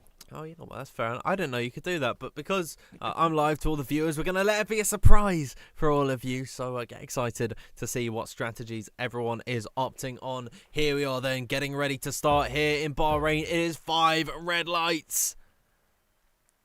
And we are underway, and it looks to be a good getaway from Thomas Ronhaar heading in towards the first corner. Lots of frame dips as they head in towards turn number 1. Where are the cars? We're stuck. What? There we are, Jarno Opmeer sitting in second position. We missed the start of that race because Thomas Ronhaar leads the way. Jarno Opmeer losing P2 to Ismail Fassi. They're side by side heading up the hill in towards turn number 4. What a getaway for Jarno Opmeer through turn number 3 because into the braking zone at turn 4. He stays behind Thomas Ronhaar, but he's able to fend off the attacks from Ismail Fassi. It looks to be a good getaway from the top 3 at the minute as they're all filing into the second sector, swapping, changing positions as they head down the hill. Of course, and everyone here on a set of the hard tyres, and Jake Benham started 9th, now up into P6, so maybe that unluckiness has gave him some luck heading in. to this Grand Prix. We do see Joris Krozen there battling for P12 out with Shanika Clay. Not sure what happened to Shanika on the opening lap, but he makes a big dive bomb and hits the back. A Tiger Hardy, 3 or 4 cars going off track, and all of them being R8G cars. As we head our way down to turn number 11, definitely the R8G team not going to be happy with that one, as we see Tom Manley now hunting down on the back of Tamara Shkal, who's having troubles on the start yet again. Started P4 and now down to 7th. He's on the hunt by the Red Bull of Tom Manley as we head our way down to turn number 14 and then down towards the final couple of corners. But looking near the front here, Ismail Fassi's closing in on the back of Jarno Otme. We'll see if any moves happen down towards turn number 1 here. The 2 blue liveried cars, a Red Bull and a Williams, heading down to turn 1 with Thomas Ronhart in the lead now as we enter lap number 2 of 29, and no one here looking to make many moves at the moment apart from a couple of cars further at the back of Shanika Clay. He's into the pits, I think, with some damage, and he's gone. He's retired from the session. Damage on that one, and Shanika Clay's out. A big shame for the ROG driver, or the Haas driver, we should say. His bad luck continues here in WOR Season 18. Another DNF for Shanika Clay. He is out of this race on lap number 1. DRS has now been enabled. They're going to get a taste of that, headed down in towards turn number 1. Next time by, Ismail Fassi got close to the back of Jarno Otmir heading in towards that first corner, and because they're all on the same set of the tyres, I'm going to save a little bit of screen real estate, and we are going to turn off the tyre that they're on, because we all know that they're on the hards, so we're just going to leave it as it is. Ismail Fassi, though, all over the back of Jarno Otmir, who goes slightly defensive in towards turn number 10. Ismail really giving Jarno a run for his money, seemingly struggling to keep touch with Thomas Ronhart at the very front of the order. Ismail Fassi, though, doing a very good job of applying pressure to Jarno Otmir, who's having to look in his mirrors a lot more than he is in front of him. Certainly, and Brendan Lee as well with a decent start, currently running in 4th place after starting in the top 5, as we do see Ismail Fassi really close up now onto the back of Jarno Otmir. Wouldn't be surprised if we do see a move here from the Williams driver of Ismail Fassi as we head our way down to the final couple of corners here to conclude lap 2 of 29. Of course, we'll have some DRS heading down towards turn 1. We'll see if this can change the complexion of the top 5 or even the top 10 here in this race so far, as well as we see Lenny Pepinto go up into P10, as we do see now a 3-way battle into turn number 1. Ismail Fassi looking to take the lead ahead of Jarno Otmir as we head our way into turn 1, and Jarno Otmir takes the lead of the Grand Prix. Can Ismail Fassi fight back? He can't. He goes for it, but can't quite do anything here unless he uses the DRS up to turn 4 to take the lead away from Jarno Otmir. Nothing happens here for Ismail Fassi, and he will stick in 2nd place, as we also saw Joris Krozen get a penalty into the pits, and that will be his day done. So 2 of the R8Gs already out of the Grand Prix.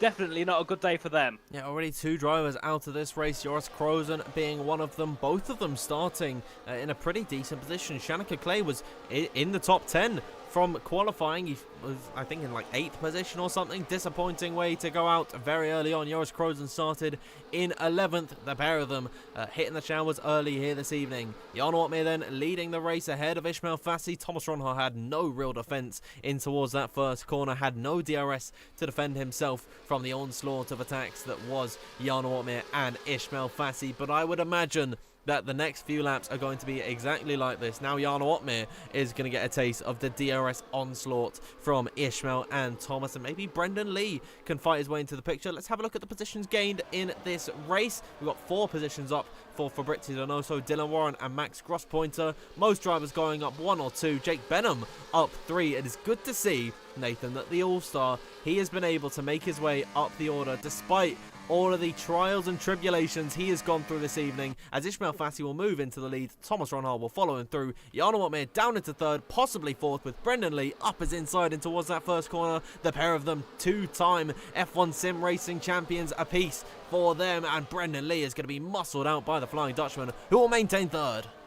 Of course, but Brendan Lee will look to brake later here into turn 4 to take that P3 position. Jarno Otmir, though, holds it around the outside as we head our way through into turn number 6 now, and Jarno Otmir gets that 3rd place back there. 4 championships having their little battle there as we head through the first sector, but Jarno Otmir does get the better of it for now. Of course, these 2 top 2 in the championship, hence why they're battling so hard over that 3rd position at the moment. And closing in behind as well, Istvan Puga here, looking to try and make a couple of positions and try and get the scraps of this little battle here for the top 4 as we head our way down to turn number 11 once again now, as we do see Ismail Fassi still lead the way as we head into turn number 11, doing a good job so far. Of course, both Fassi and Otmir in the top 3, took 1st and 3rd back in season 16 with Joseph Loke in second. Of course, he's not here today, so we'll see if Otmir and Fassi can continue their trends of podiums here in Bahrain, as we do see further back as well. Tamas Gal looking to close in on the rear of Jake Benham. So many people looking to close in and make moves, but of course with that long DRS train, no one really gets an advantage apart from the ones sitting second, third and fourth. So the rest are just going to follow in suit and wait for something to happen or try a bit of a different strategy. It's been a nice race so far, good battling as Thomas Ronhart will take the lead of this Grand Prix. Jarno Opmeer though, not arriving onto the scene to overtake Ismail Fassi because he is having to defend from Brendan Lee. Brendan getting very racy early on. He's made up a couple of places so far in this Grand Prix and he's doing well to hassle the rear of Jarno Opmeer. Of course, now with these two locked in a championship fight, they are going to be going hammer and tong throughout the entirety of this Grand Prix, and people are asking for the tyres. You want to see the tyres? They're all on the hard, so that's why I'm saving the screen and you're not going to be seeing any tyres for the time being until they come into the pit stops. Then I'll bring it up as we got some battling further up ahead. That is Tom Manley going up the inside of Tamas Gal, but Tom not able to make that move stick this time by. You'd expect Tom Manley, Nathan, to be a little bit higher up the order. I would say you typically see him fighting it week in, week out in third or fourth position. Down in eighth, it's been a disappointing start for him. Yeah, certainly. So we do see Brendan Lee there go for a move on Jarno Opmeer, but had to back out heading into turn number 11. But of course, talking about Tom Manley, started 8th, he's currently running in 8th, so definitely not the best start here for the Englishman, but he's looking to make a move ahead of Tamas Gal into turn number 14, breaks later and gets the move ahead of Tamas Gal. Tamas goes a little bit wide and goes off circuit in doing so, and Tom Manley now up into P7 ahead of Tamas Gal, and now brings Zika Bayana into the battle as we head into the final corner now to conclude lap 5 of 29 as we head back down to turn 1 once again. And Brendan Lee on lots of occasions here has looked to try and get ahead of Jarno Opmeer, but never has had the chance to do so. Maybe down to turn 1 on this occasion, but he's not close enough as Ismail Fassi takes lead of the Grand Prix once again as Jarno Opmeer has to tuck in behind the back of Thomas Ronhart. And now we can see Tamas Gal looking to have a bit of a battle, a damage I think for someone flying through as we head through turns 1, 2 and 3, and Lenny Pinter there having a battle with Tiger Hardy and Julian Klaffenbach as well as we head down to turn 4, and 2 cars having a battle, had 5 cars involved down towards turn number 1. A little bit of contact between Tycho Hardy and Klaffenbach, and they're still locking horns. The two R8G drivers going wheel to wheel through turn number 4. Bit of contact between the pair of them. Not the cleanest racing that we've seen from the pair of them. You'd think with their allegiance of sorts in RHG that they would want to take the fight to Lenny Pepinter. I think one of them could have gone through on the Frenchman if they weren't so intertwined together down that main straight. It was Klaffenbach, I believe, who was stuck around the outside. No, it was Tycho Hardy stuck around the outside and completely boxed in. That was moments away from absolute disaster. Luckily, they've been able to avoid that. We'll check back in with the leaders because Brendan Lee is still all over the back of Jarno Opmeer. But I feel that Brendan is just happy to chill in behind the Dutchman for the time being, because of course, Nathan, we're only on lap number 6. We're heading on towards lap 7 this time by. They're not even thinking about a pit stop at this point in the race.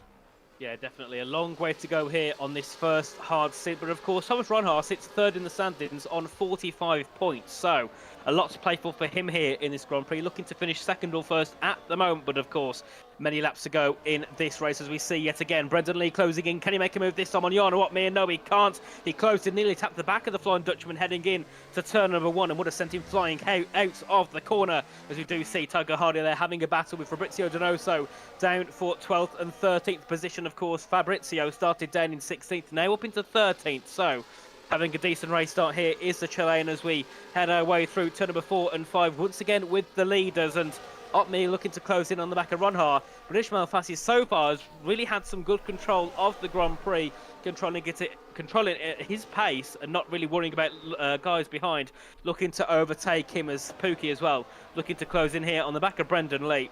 And you can see how close the cars get heading into some of these high braking zones. Eventually someone's going to end up clattering into the back of someone because they're heading into the braking zone so close together. Someone's going to make a mistake eventually. Yeah, there's a little bit of lag that we've seen from Brendan Lee there. Hopefully that's not an issue that we're going to see much more of in this Grand Prix. We're only on lap number 7, still plenty of racing left to be had, and the DRS train has really taken a firm grip over this grid. Chanakinchi has dropped off from the pace at the minute. He's 1.9, almost 2 seconds to the rear of Max Grosspointer, but throughout the entire of the order, they're in one big DRS train, and that makes it very, very difficult to overtake. Thomas Ronhart will will close up to the back of Ismail Fassi once again, the only driver in this train who is really at a disadvantage. We'll have a look once again at Brendan Lee, because he is looking to the inside of Jan Watmir in towards that first corner. They're 3 wide for second position at the minute. Thomas Ronhard's going to lose out there, the biggest, and Jan Watmir making contact with Brendan Lee. Thomas Ronhard going to look to slip back on through. All 3 of them opening up the DRS in tandem. Jan Watmir being boxed in as Thomas Ronhard looks towards the inside line of the Flying Dutchman and has made that move stick, but now the switchback is on for Jan Watmir, and it doesn't look like it this time by Brendan Lee, the biggest winner in all of that,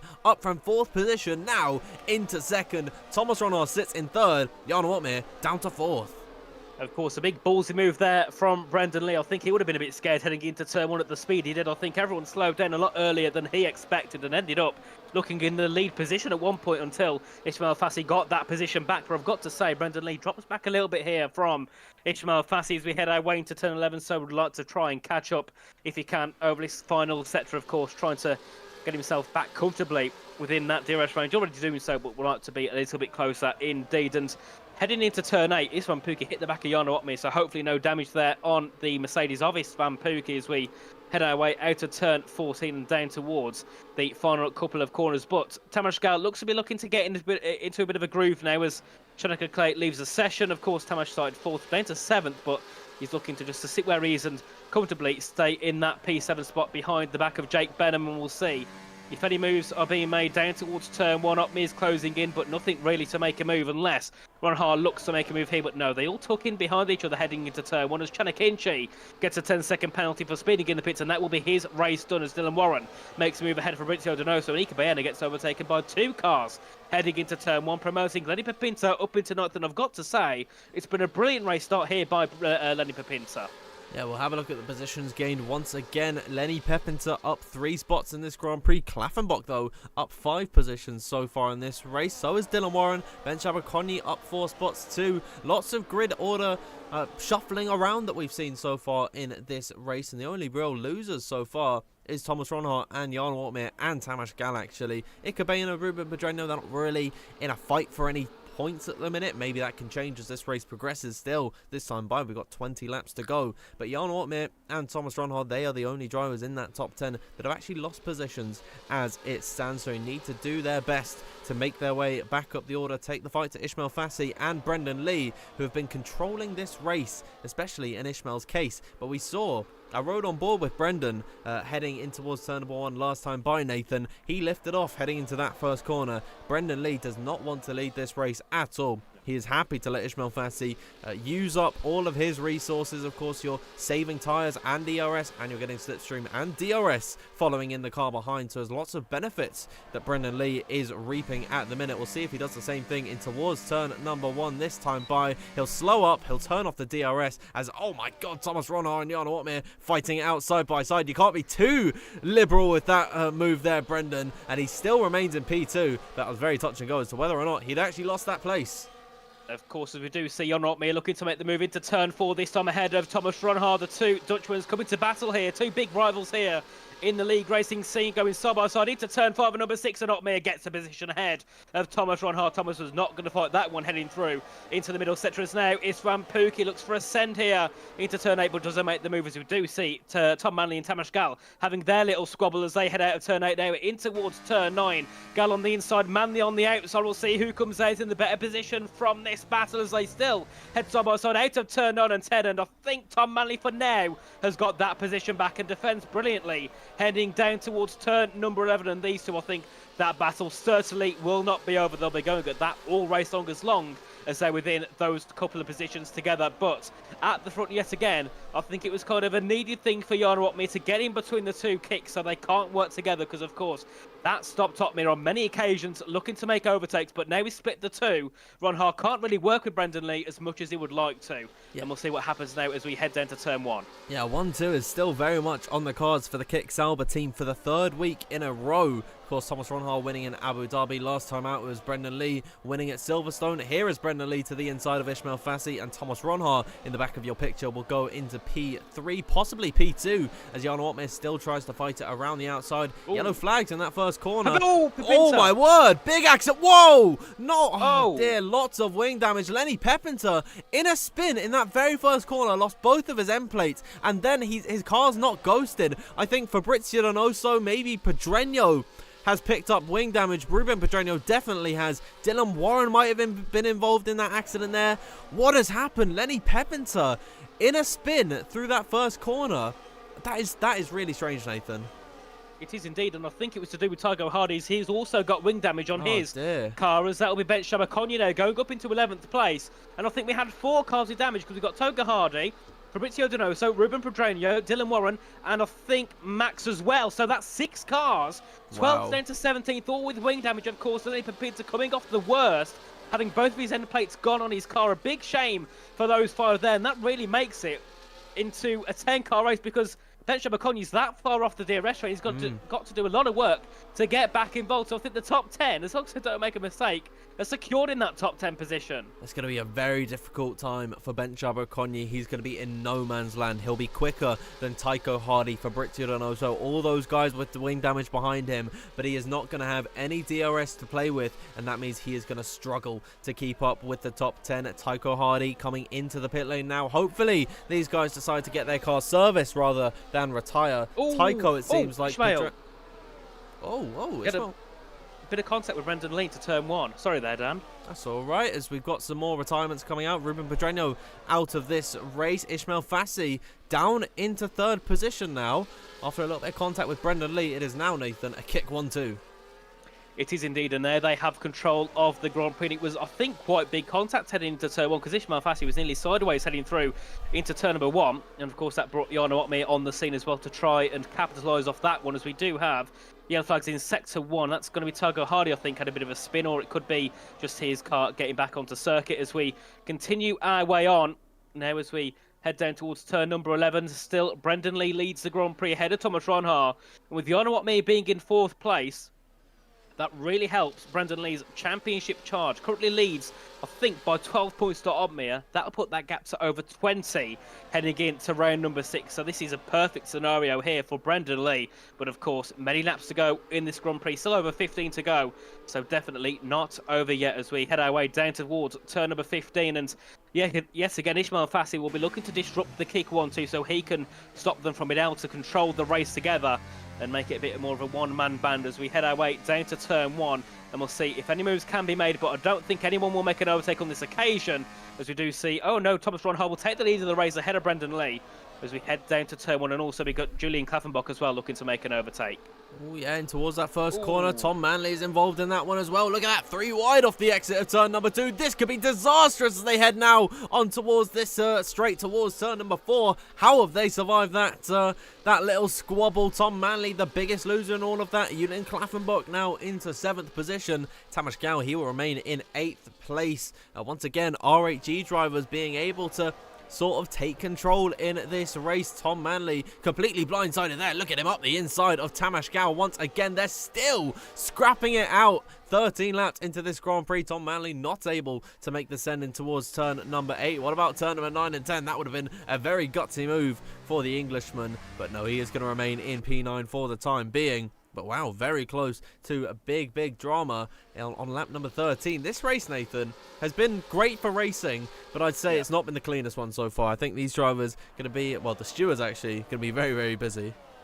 Yeah, they certainly are. And looking in the chat as well, many people pointing out Julian Klaffenbach started 15th. He's now in the top 7. Brilliant here so far from one of the R8G drivers, running 3rd in that in the team of 7, of course, including Shanika Clay. So looking very well here for Julian Klaffenbach, of course. Qualifying as well, not really his forte here, but looking very good in the race pace, and he showed that on multiple races in the past here this season as Brendan Lee takes the lead of the race, and Ismail Fassi looking to try and take 2nd away from Thomas Ronhar, as now we see Ronhar drop down to 3rd place as we enter turn number 1, and yet again It's either Fassi or Opme, which disrupts the kick 1-2, or the kick 2-3, or the kick 3-4 party here so far in this Grand Prix. But I've got to say, looking at the likes of Istvan Pookie, Jake Benham, they've been able to be very comfortable here and not really burn their tyres and wear them as much as the others, because they haven't had to battle since lap 1. They've just been sitting there in the position quite comfortably, as we do see Donoso there make a move ahead of Warren. But of course, Donoso has that wing damage, hence why he might be a little bit slower and losing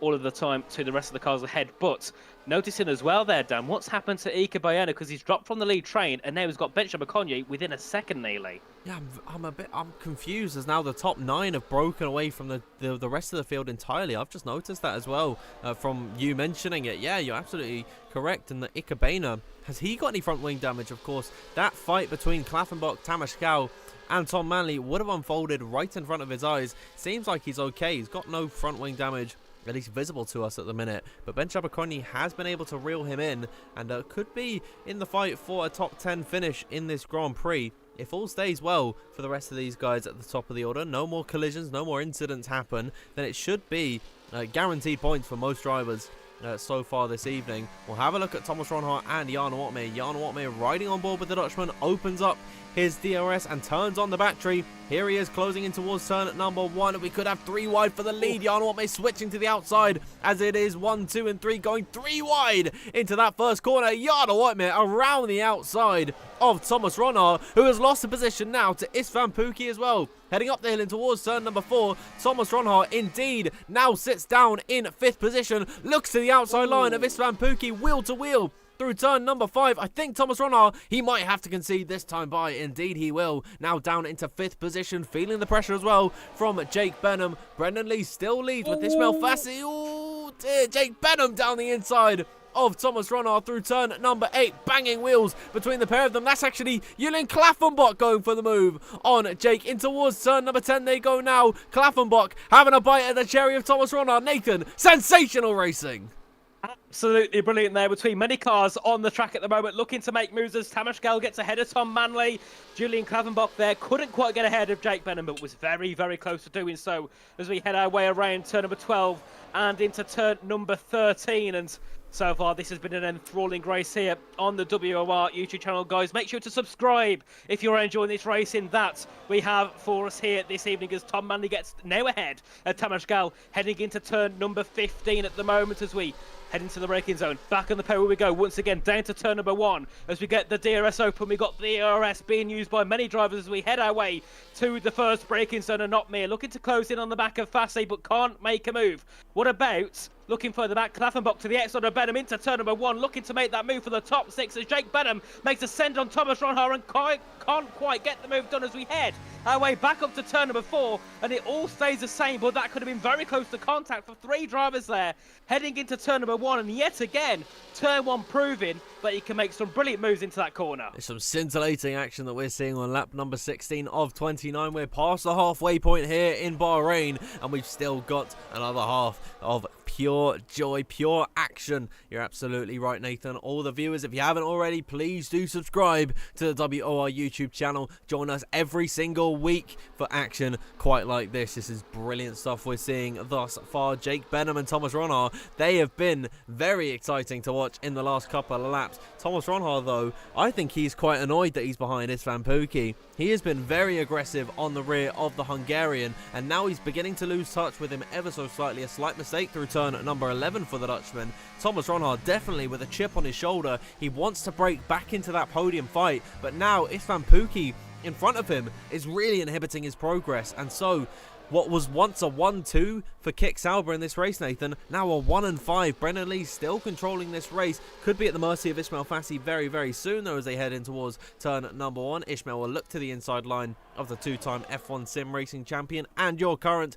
championship leader. But yeah, Thomas Ronhart feeling the pressure once again from Jake Benham in towards that first corner. This is brilliant stuff as Thomas Ronhart down the inside of Istvan Pookie. Little bit of contact there. That was a brave move from Thomas Ronhart. Maybe a little bit too on the edge of what is clean racing. He'll remain in P5 for the time being. He'll still look towards the inside and towards turn at number 4. Jake Benham around the outside. Nathan, brilliant stuff we're watching here. Absolutely superb. And now Julian Kleffenbach looking to get involved and makes the move ahead of Jake Benham. Julian Kleffenbach into 6th place.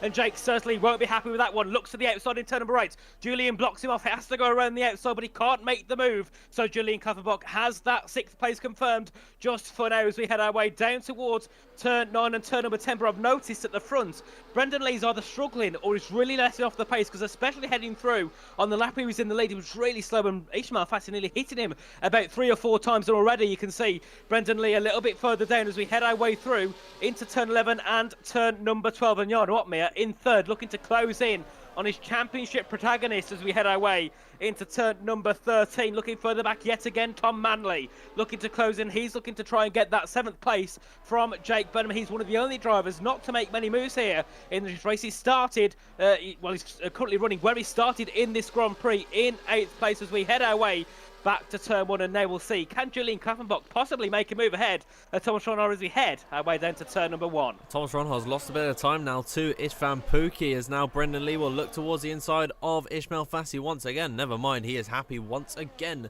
to just chill and let Ismail Fassi run this race. We are coming up towards the pit stop phase, and Dylan Warren actually will come into the box for a different set of the tyres. It would be, I'd say, the mediums that he's going on to. Ikebana, Lenny Pepper and Tycho Hardy already on this set. I think now is a good time to actually bring it up, as Dylan Warren has set the softs for the young Englishman. A very nice strategy call that he's going with here, as now in towards lap number 18 of 19. I'm just wondering, is it the best to go on the mediums, or is the softs a worthy gamble?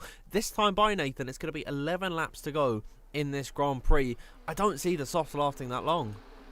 Yeah, surely not. I mean, they'll last, but it won't be any worthy pace at the end of it. I think that might be a bit of a mistake there for Dylan Warren, but remember, he's all the way at the back. He's so far off the leading train. He might as well try something a little bit different here in this Grand Prix. We do see Tom Manley there closing in on the back of Jake Benham once again, but not quite close enough to make an overtake ahead of the Englishman as we head our way down towards turn number 13 once again. But so far, the battle between the top 5 has been absolutely superb. And Istvan Pukki, currently running in 4th, has only really made 1 overtake so far. He hasn't really dropped positions. He hasn't really gained many. He made that move ahead of Ronhar, and that's been it here for his race so far. So we'll see what he can do, as we do see Brendan Lee. Oh, a bit of a dummy there from Brendan Lee, looking to pretend to go in the pits, but dummies at the last second and moves back out onto the racing line as Tamas Gal does make his pit stop as Brendan Lee takes the lead of the Grand Prix, heading down to turn number 1. And we do see yet again Kleffenbach closing in on the back of Ronhar, but no move can be made. What about up to turn 4, because he's right on the rear here of the Dutchman as we head our way into the 4th corner. Will Kleffenbach make a move? He won't, but actually more cars going for a set at the soft stand, so maybe for once we're wrong. I think, well, we're quite often wrong. So these guys, yeah, on the set of the softs. Tamas Gal is the first in the top 10. Dylan Warren, 10-second time penalty for speeding in the pit lane. His day is now done. That is 5 drivers out of the Bahrain Grand Prix. It's been a bloodbath of drivers being eliminated left, right and centre. Lots of incidences in this Grand Prix. This time by, it is 10 laps to go. This race has absolutely flown by, to be completely honest with you. It's been action inside and out. And of course, you know what they say, time flies when you have fun. And we're having a lot of fun here in WOR at this point. Brendan Lee still leading the race ahead of Ismail Fassi. Jan Watmere 3rd, business as usual in the top 3. But I tell you what, Istvan Pukki, he's done a fantastic job of staying ahead of Thomas Ron, who I think after going for that dive bomb and making contact with Istvan in towards turn number 1, he's decided to dial it back ever so slightly because he was being a bit overly aggressive in my eyes. Who is going to come into the pit lane now? Brendan Lee will dart into the pit. Ismail Fassi also follows in. Istvan thought about it, decided to stay out, stays in behind the Dutchman, but Brendan Lee and Ismail Fassi, the 2 leaders of this race, Nathan, into the pit lane. Of course, and a bit of information here from Jona Martin saying that the softs are better than the mediums if you're running them for 11 laps. So it seems that the soft strategy will be the way to go here when you're heading off a set of the hards, and no one opting for a medium tyre at all in this race. And of course, we do know that on the soft tyres, 1 or 2 lap advantage on those tyres is meaningfully a lot more than on the hards or the mediums. So these go for that overcut. As long as they don't lose too much time and they don't battle too much, they could definitely be in a decent position as we head our way through to the next part of the race. But look here as Tamas Gal looking to make a move ahead of Ismail Fassi, heading down to turn number 4 as Brendan Lee moves over to cover him as we head into the braking zone. Tamas Gal to the inside of the Williams driver of Ismail Fassi, and the head side by side into turn 5 and 6, and no move can be made. But that tells me that the undercut here looks like a decent strategy because Tamas Gal was in 7th earlier on. It was a great undercut from Tamas Gal. You're absolutely right. He is now right on the rear of the two leaders who are going to have that undercut on the likes of Jarno Opmeer, Istvan Pukki and Thomas Ronhaar. They have to pit this time by. I really think that this is now the time to come into the pit lane. Tom Manley. Tom Manley. Oh, what's happened with Tom? Nearly had a half spin heading out at turn 13. Went for a move on Jake Benham. Was a little bit too far back and had a half spin heading at the corner. Oh, yeah, absolutely. I mean, well, yeah, Tom Manley luckily being able to save it. Jarno Opmeer into the pits, followed by his Istvan Pukki, followed by Ronhaar. Whoa, Jarno Opmeer slowing up like crazy into the box there. They are coming now into the pit lane. Jarno Opmeer being serviced by a bunch of kick mechanics. That's a very questionable decision for him there. I don't think Red Bull are going to be all too happy with that, as we'll watch Brendan Lee. Where is he going to emerge in this train? Understandably, Nathan, he is going to be clear of everyone else. Here is now Ismail Fassi looking to his inside. Jarno Opmeer coming out of the pit lane a good few seconds behind the leaders. Yeah, that's a really big gap, isn't it? As Ika Bayena now gets involved in this battle as we head into turn number 1. That certainly will upset the party of the others. But of course, we'll see what Ika can do here. Maybe he can try and get a points position here in this race as we head our way to turn 4. And Istvan Pukki will look to make the move ahead of the Williams driver on the medium tyres. And no defence offered at all there from Ika Bayena. But the gap's 3 seconds here. This is looking like possibly a confirmed 1-2-3 for Fassi, Lee and Gal, which would be perfect for Brendan Lee's championship charge at the minute. And of course, Jarno Opmeer in that net 4th place, but certainly not working out here for Thomas Ronhaar, who's looking to make a move ahead of Ika Bayena, heading down to turn number 9 and 10, gets that move complete and there goes up into 8th place. But of course, will be a net 6th once Jake Benham and Max Grosborn head into the pits. Of course, Max having that damage, hence why he's so slow at the moment and also so close to those that have already made a pit stop, as Klaffenbach now gets ahead of Bayena, and hopefully Grossporter doesn't really upset the party of those who are looking to fight for the lead, because I think there'd be many angry faces at Max if he ended up doing that. But hopefully he goes into the pits this lap, otherwise we could have a bit of drama on that 23. I mean, he's going to give Ismail Fassi a very healthy dosage of DRS, and now he will put into the pit lane. Ismail Fassi going to be done a solid there by Max Grosspointer. Is Brendan Lee going to be able to go for the lead? Doesn't look like it. He weaves ever so slightly. He's turned off the DRS as well, and in towards turn number 1, he is very happy to sit behind Ismail Fassi. Istvan Pukki back ahead of Jarno Opmeer in towards turn number 1, 3.4 seconds to the rear of Tamas Gal. I don't see this working out for them. I think the overcut was the wrong way to go. Istvan Pukki, Jarno Opmeer and Thomas Ronhaar are going to struggle to keep up with the leaders. There's already 3.5 seconds of air between them and the rest of the train. There's only 1 lap of difference for the most part. I mean, Tamas Gal 2 lap older tyres, but they are really going to struggle, I think, in this one to really make an impact on the podium. Of course, well, you know, they've got better tyres, but it's 2 lap better tyres on this game. It's, you know, it's probably about a couple of tenths a lap. Means absolutely nothing when the gap's 3 seconds. So I think, unless the top 3 squabble too much, there's no way on earth that the top that those running from Pukki down towards Benchler Baconia are going to catch up to that top 3 train. But of course now, Tamas Gal, Brendan Lee, Ismail Fassi have got to make sure they don't get too much into contact and they don't ruin their own race, because they've got a confirmed top 3 here. All of them are going to be on the podium as long as they keep up with the pace they're on at the moment.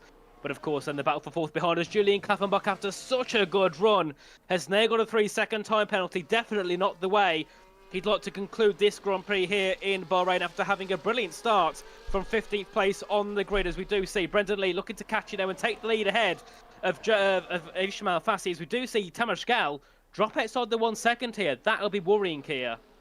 Yeah, Tamas Gal with those aged tyres is going to struggle to keep up with those two, but you'd think with the DRS he is going to be able to keep up with Brendan Lee and Ismail Fassi at the very least. But now Jarno Opmeer is closing at a rate of knot to the rear of Tamas Gal, and so a podium could still be on the cards for the Flying Dutchman. It's a real shame for Julian Klaffenbach, and despite all this crazy close racing that we've seen so far in this Grand Prix, that is the first penalty that we've actually seen for multiple warnings. We've had the likes of Chanik Inchi, Shannon Clay, Ruben Pedronio, all those guys speeding into the pit lane to retire from this Grand Prix. We've not actually had any proper warnings, so fair racing to all of them, even though it's been a little bit dirty for our standards normally here in WOR. It's been a decent Grand Prix, aside from Julian Klaffenbach. Really disappointing for him. He'll drop behind Tom Manley at the very least. Ben Abercrombie is a decent way back from Tom Manley, so I think he's not going to be troubling the top 10. Jake Benham has just come into the pit lane, and he is already through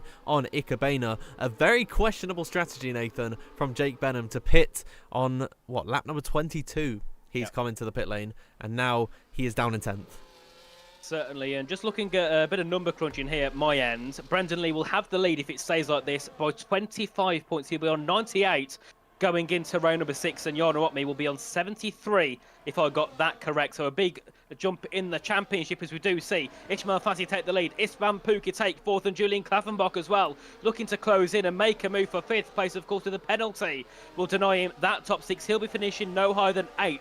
At the moment as the way it's going, but certainly a valiant effort here from Julian Klaffenbach, the Austrian, in P6 at the moment, as we do see Jarno Opme drop down to 5th place. Definitely not what he would want, but of course, to his favour, Brendan Lee has dropped down to 2nd place, but there's still 5 laps to go in this race, and Dan, I've started to notice Istvan Pukki, look at the gap, it's come down, it's now 7/10 of a second. What's happened to Tamás Gal here? Because the gap, 2.5 to the leader, so I'm not sure what's happened to the Hungarian. I think what's happened to him is he's lost DRS. He's maybe made a mistake and slipped out the 1 second window that he needed to take DRS on the back of Brendan Lee. And then, of course, now he's just a sitting duck. These guys have been able to DRS off each other, use their fresher tyres to close up to the rear of Tamás Gal, who is now going to at least fall into their train. I don't think he's going to be swallowed up like it was for Ikkebana. And, he lost all of the positions, had no chance of actually keeping up with them. I think he's just going to be integrated into their little train. But now the fight for 4th position has turned into a fight for the final spot on the podium. Ismail Fassi and Brendan Lee,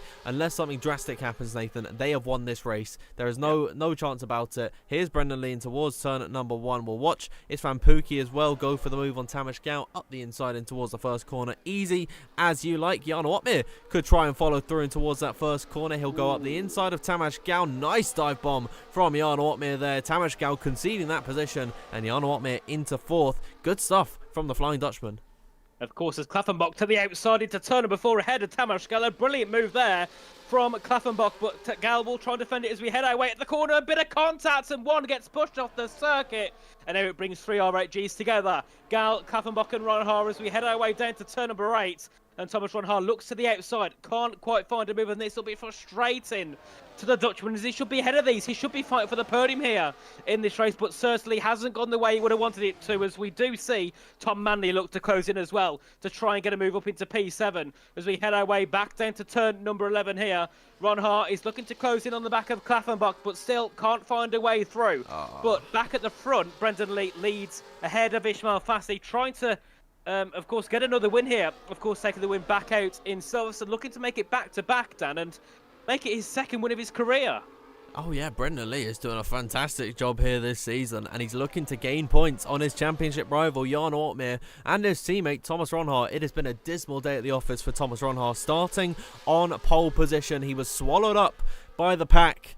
He lost that position to Istvan Pukki at one point, which I think was his breaking point. Julian Klaffenbach will move in towards P6, and Thomas Ronhar looking to follow through. He'll go through on Tamás Gal, look towards the outside line of Julian Klaffenbach. Very deep on the brakes for the pair of them. Klaffenbach looking to be deeper, as now in towards turn number 2. Ronhar will go up the inside of the young Austrian driver. In towards now turn number 4 they go. Istvan Pukki defending to the inside, actually letting Jarno Opme go through, and Thomas Ronhar is up into 5th. So as I was saying, it was a horrible day for him at the office. He's been able to make 2 positions and insert himself back now, Nathan, into the fight for the podium.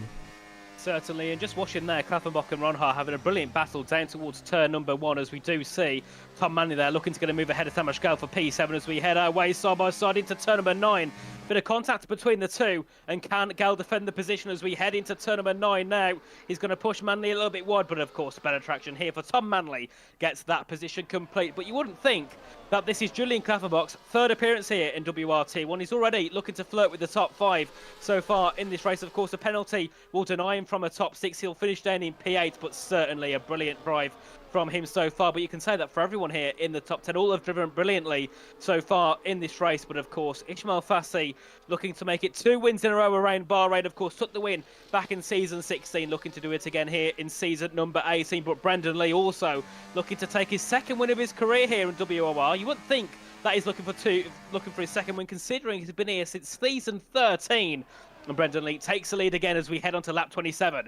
Istvan Pukki back up into the podium positions now as we head down to turn 1. And now Ron has been unleashed ahead of the two R8Gs, and now it's his chance to try and fight for the podium and get ahead of one of his big rivals, Jarno Opmeer. I just don't see anything really happening for these guys. I mean, they can't catch up at any point really on the back of Brendan Lee and Ismail Fassi. Their tyres aren't worn enough at the front of the order, and so they just can't catch up. They're able to slipstream off each other and happily lead this race. It's been a brilliant strategy from Brendan Lee and Ismail Fassi, and I think everyone has dropped the bag. Istvan Pukki, Jarno Opmeer, Thomas Ronhaar, they've all messed up because this was a win on a silver platter, at least a podium on a silver platter if they just pitted a lap earlier. Of course, Tamas Gao, he is now down in 8th position despite pitting earlier than everyone in this race. So it was really that one lap that you just had to come into the pit lane.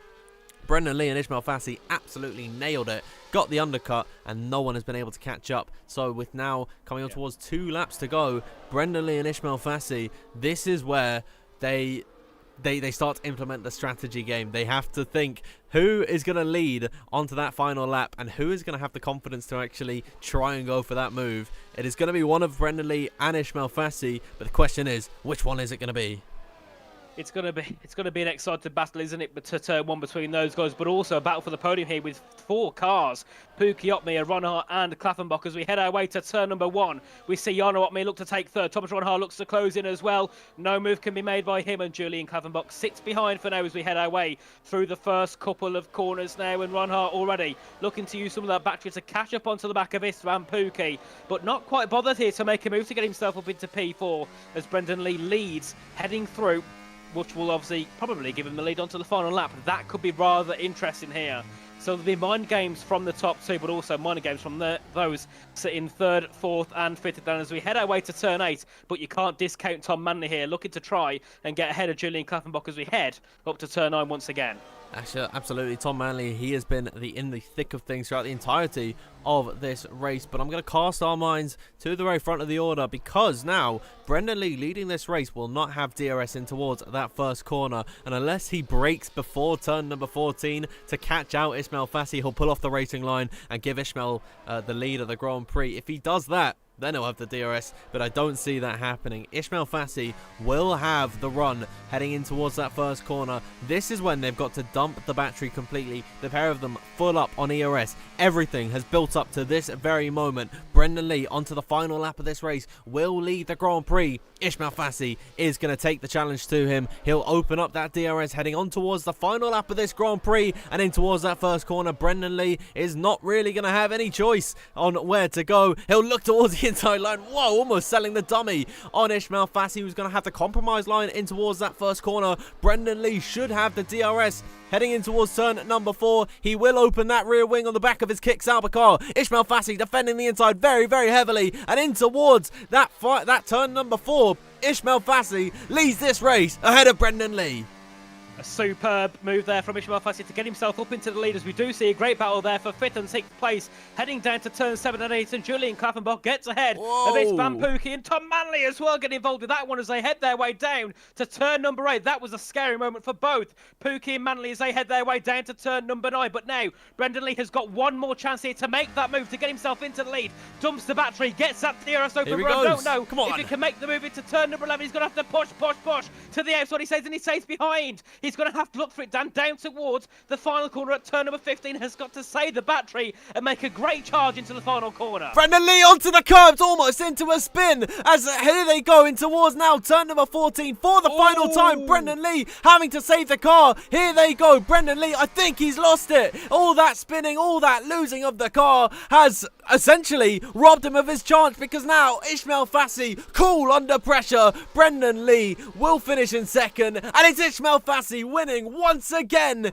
here in Bahrain. Brendan Lee drops the ball on the final lap of this race. Jarno Opmeer will finish on the podium with Thomas Ronhaar in 4th position, Istvan Pukki 5th, 6th is Tom Manley. After the penalty was applied to Julian Klaffenbach, he finishes in 7th, Tamas Gao in 8th. But wow, how about that? Ismail Fassi back-to-back wins here in Bahrain. Brendan Lee still on the podium once again. It was a brilliant race between the pair of them. A great strategy call from them both, but I think the win was there for Brendan. If he didn't lose that car through turn number 12 and turn number 13, the win was on for him. Yeah, it would have been a close one, wouldn't it? And I'm not sure what happened between Pookie and Manley, because I think Pookie actually Manley got ahead, but then of course dropped back at the line, so he'll finish in P6, but a superb race. Indeed, absolutely brilliant for action all the way through from lap 1 to lap 29. As of course, brilliant here from Ismail Fassi. Did it back in season 16. He knows he can win around this track. He knows this is probably one of his best circuits here on the game, and he takes a win yet again here. And I've got to say, he's had a bit of unluckiness on this game so far. Hasn't really got himself up to his top form, but today he's in first place, and he definitely will deserve that brilliant victory. But of course, on the screen, driver of the day, Julian Klaverbach, in my eyes, more than deserved, and I would have picked him as well. Started 15th and finished in 5th, but dropped to 7th because of his 3-second penalty.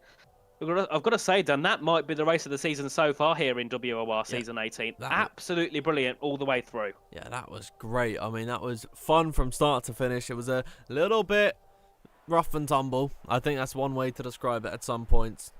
But there it is. Ismail Fassi winning this race ahead of Brendan Lee in second. Another podium for the championship leader. He will extend his advantage over Jarno Opmeer and Thomas Ronhar, who finished 3rd and 4th position. But it's brilliant stuff. All weekend long, all race long and all qualifying long. We'll have the results on your screen. Ismail Fassi winning this race ahead of Brendan Lee. 3rd place was Jarno Opmeer, and then Thomas Ronhar in 4th. 5th place goes to Isfan Pookie, with Tom Manley in 6th. Julian Klaffenbach 7th. 8th is Tamas Gal. 9th is Jake Benham, and then Ben Shabakoni rounding out that top 10 with a solitary point. Fabrizio Donoso in 11th. 12th was Max Grosspointer with the Ikebana in 13th position. Pepinter 14th. 15th, Tycho Hardy. Your DNF today, Dylan Warren, Ruben Pedreño, Shanna Kinchi, Joris Krozen, and Shanika Clay, all failing to reach that finish line. But it is Ismail Fassi winning once again here in Bahrain. He took the fight to Brendan Lee. He was able to triumph over the championship leader. It was a very well-deserved victory today. Of course, Dan, and if we can get an interview from the other, shall we head back over to the commentary box 1 so we can get Ismail Fassi in for a quick chat? Yeah, we'll head over now because we do have Ismail Fassi actually waiting for us in that interview room, and we can talk to our race winner. I'll bring us quickly over to the interview screen as I just fumble through windows. There we go. Ismail, can you hear me? I can hear you, mate. Right, perfect stuff. So coming into this race, you've not really been able to challenge for wins so far this season. Was there any confidence issues heading into this Grand Prix that you would not be able to maybe take the fight to the likes of Brendan this evening? I wasn't really feeling confident for this race, to be honest. Well, what can I say? I won the race, which means that we had good pace, so yeah, the previous races, I guess I made mistakes and didn't maybe, I don't know, nail the setup, who knows. But for this race, I felt really confident with everything set up, race pace, quali pace. So yeah, I'm happy. Yeah, well, it was a really well-worked win from you today. And, of course, a lot of that came down to the strategy. You decided to pit before most of your rivals alongside Brendan Lee. Talk us through that strategy call that eventually led to your win. That was our main plan, to pit lap 19. I expected people to pit before us, like 18, to undercut. They didn't do it. Brendan pitted with me, which was, good for me. I came out in front of Tamas, which was also good because I was on fresh tires, so I didn't want to lose any time. And like I said, I felt really, really quick in Sector 2, so I was pushing super hard to maintain the gap with Jarno, Istvan, and the guys behind, which we did, both Bernard and I. And yeah, it's a shame for him that this game allows you to follow the guy in front very closely. Otherwise, it would have been a good battle, I guess. Yeah, and well, it was a fantastic battle between yourself and Brendan Lee, and of course you pushed all that you could, and it worked out in the end. Coming onto that final lap, you were able to overtake Brendan in towards turn number 1, and then managed to stay there right until the final couple of corners. You saw Brendan in your rear view mirrors, or you were looking behind you. He was losing his car. What do you think on that final lap gave you the edge over Brendan Lee?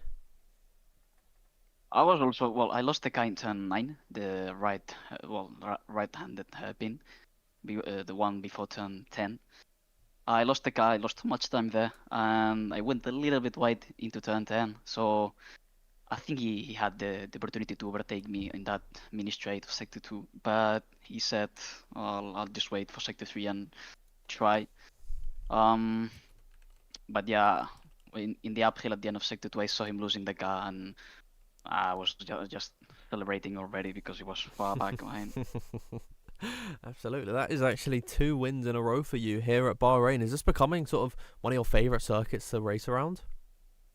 You know what? Bahrain was actually one of my worst or weakest tracks in Formula 1. And suddenly this game, I feel quick. But I really used to struggle here in F1 23, F1 22, every F1 game since 2020. So, yeah. Well, you know what? It worked out for you in the end. It is yet another win here in Bahrain. That is all from me. Nathan, anything you want to say to our race winner tonight? I haven't got any questions now, but Isma, congratulations again on the victory. And it seems like slowly the game's starting to suit you a little bit more. And we're seeing you a lot again in the top 10, of course. I think you got third, didn't you, in the Ironman League on Thursday. And of course, taking a win here today certainly has been a very good week for yourself. So we hope to see you again at the top step of the podium next time out. Thank you. Bye-bye. Bye. Thank you very much to Ismail Fassi joining us in the interview room. I'll bring us back over to the commentators' box. It's unfortunate we've got Brendan Lee waiting for us. We always have Brendan Lee waiting for us, and he's always happy to have a chat, and we always learn something about him that really does just it makes you smile, doesn't it? You know, he's just got done. The ray of sun, isn't he? Oh, that's a cute way of describing it. Yeah, Brendan Lee, he's a very joyful person to have in the commentary box, and we love talking to him. But yeah, unfortunate that he's not joined us for an interview just yet. Maybe we'll give him a couple of minutes or so. But once again, I mean, we'll talk about Brendan Lee just quickly. Another podium. That is 5 races down, Nathan. 5 podiums on the trot for Brendan Lee. Unstoppable so far here from Brendan Lee. And just looking at the calendar, next week, Dan, we head over to Mexico, and I'm sure that's the track you said you liked, wasn't it? If I remember correctly. Are we headed to? I think this is the wrong calendar that I've got on my screen. There it is. Yeah, no. Oh wait, no. It's the remaining it is Mexico. rounds. Yeah, sorry. Yeah. Sorry, yeah, no. I'm losing my mind here. We are indeed heading to Mexico City next time out, and yes, I do love this circuit. Round number, we've missed out. That's what it is. We missed out Texas, and that's what caught me off guard because it has Great Britain at round number 5. No, round 6 then is Mexico City. I'll get this incorrect calendar off our screens. I'll make sure that's fixed for next time out. But yeah, Mexico, absolutely love that circuit. It is so fun to commentate, so fun to drive on, which is something I very rarely get to say on this F1 24 game, at least from my point of things. You know, these league races, they put hours and hours into it. I don't know how they can. I really struggle to play this game yeah, I mean, what else is there much to say at this point in the race? In the interview room. I'm losing my words once again, Nathan. I do apologise, everyone, for how I've been this evening. It doesn't look like we got Brendan Lee, so I think it's a good point to wrap it up. Indeed, and just one quick thing before we go, of course, the championship, of course, without penalties and other things happening after the race, it will be 15 points separating Brendan Lee and Yana Want Me going through into the next round. So I'm sure we're going to Mexico, yet again another track which is DRS train heaven. And of course, with the way we've seen the dirty air this year, Dan, that long straight down to turn 1, we're going to get some chaos. And we're probably going to see cars being overtaken by 3 or 4 if you haven't got that DRS. So it's going to be a good one next week, isn't it? So guys, make sure not to miss out on that one. Yeah, and you can ensure that you don't miss out on that race by subscribing to the World Online Racing YouTube channel and leaving a like on this stream. It gets us out there, gets more people into this wonderful community that we have built. If you want to follow us on our social media as well, it is at WOR League on Twitter, and then on TikTok it is World Online Racing F1. And if you want to keep up to date with all your WOR news, you can join the Discord. The link will be in that description. If you want to follow myself on Twitter, it is at DanfieldF1_. And if you want to follow Nathan, it is RichieF1 with the I's replaced by the ones. But I believe that is everything that we have in store for you here tonight. Thank you everyone once again for tuning in to this epic stream. It was so fun from start to finish. Even with all of Jake Benham's problems, we were able to have a sensational showing of brilliant racing all throughout this Bahrain Grand Prix, and we're hoping to see much more of it next time out in Mexico City. But for now, that is everything. So thank you and good night.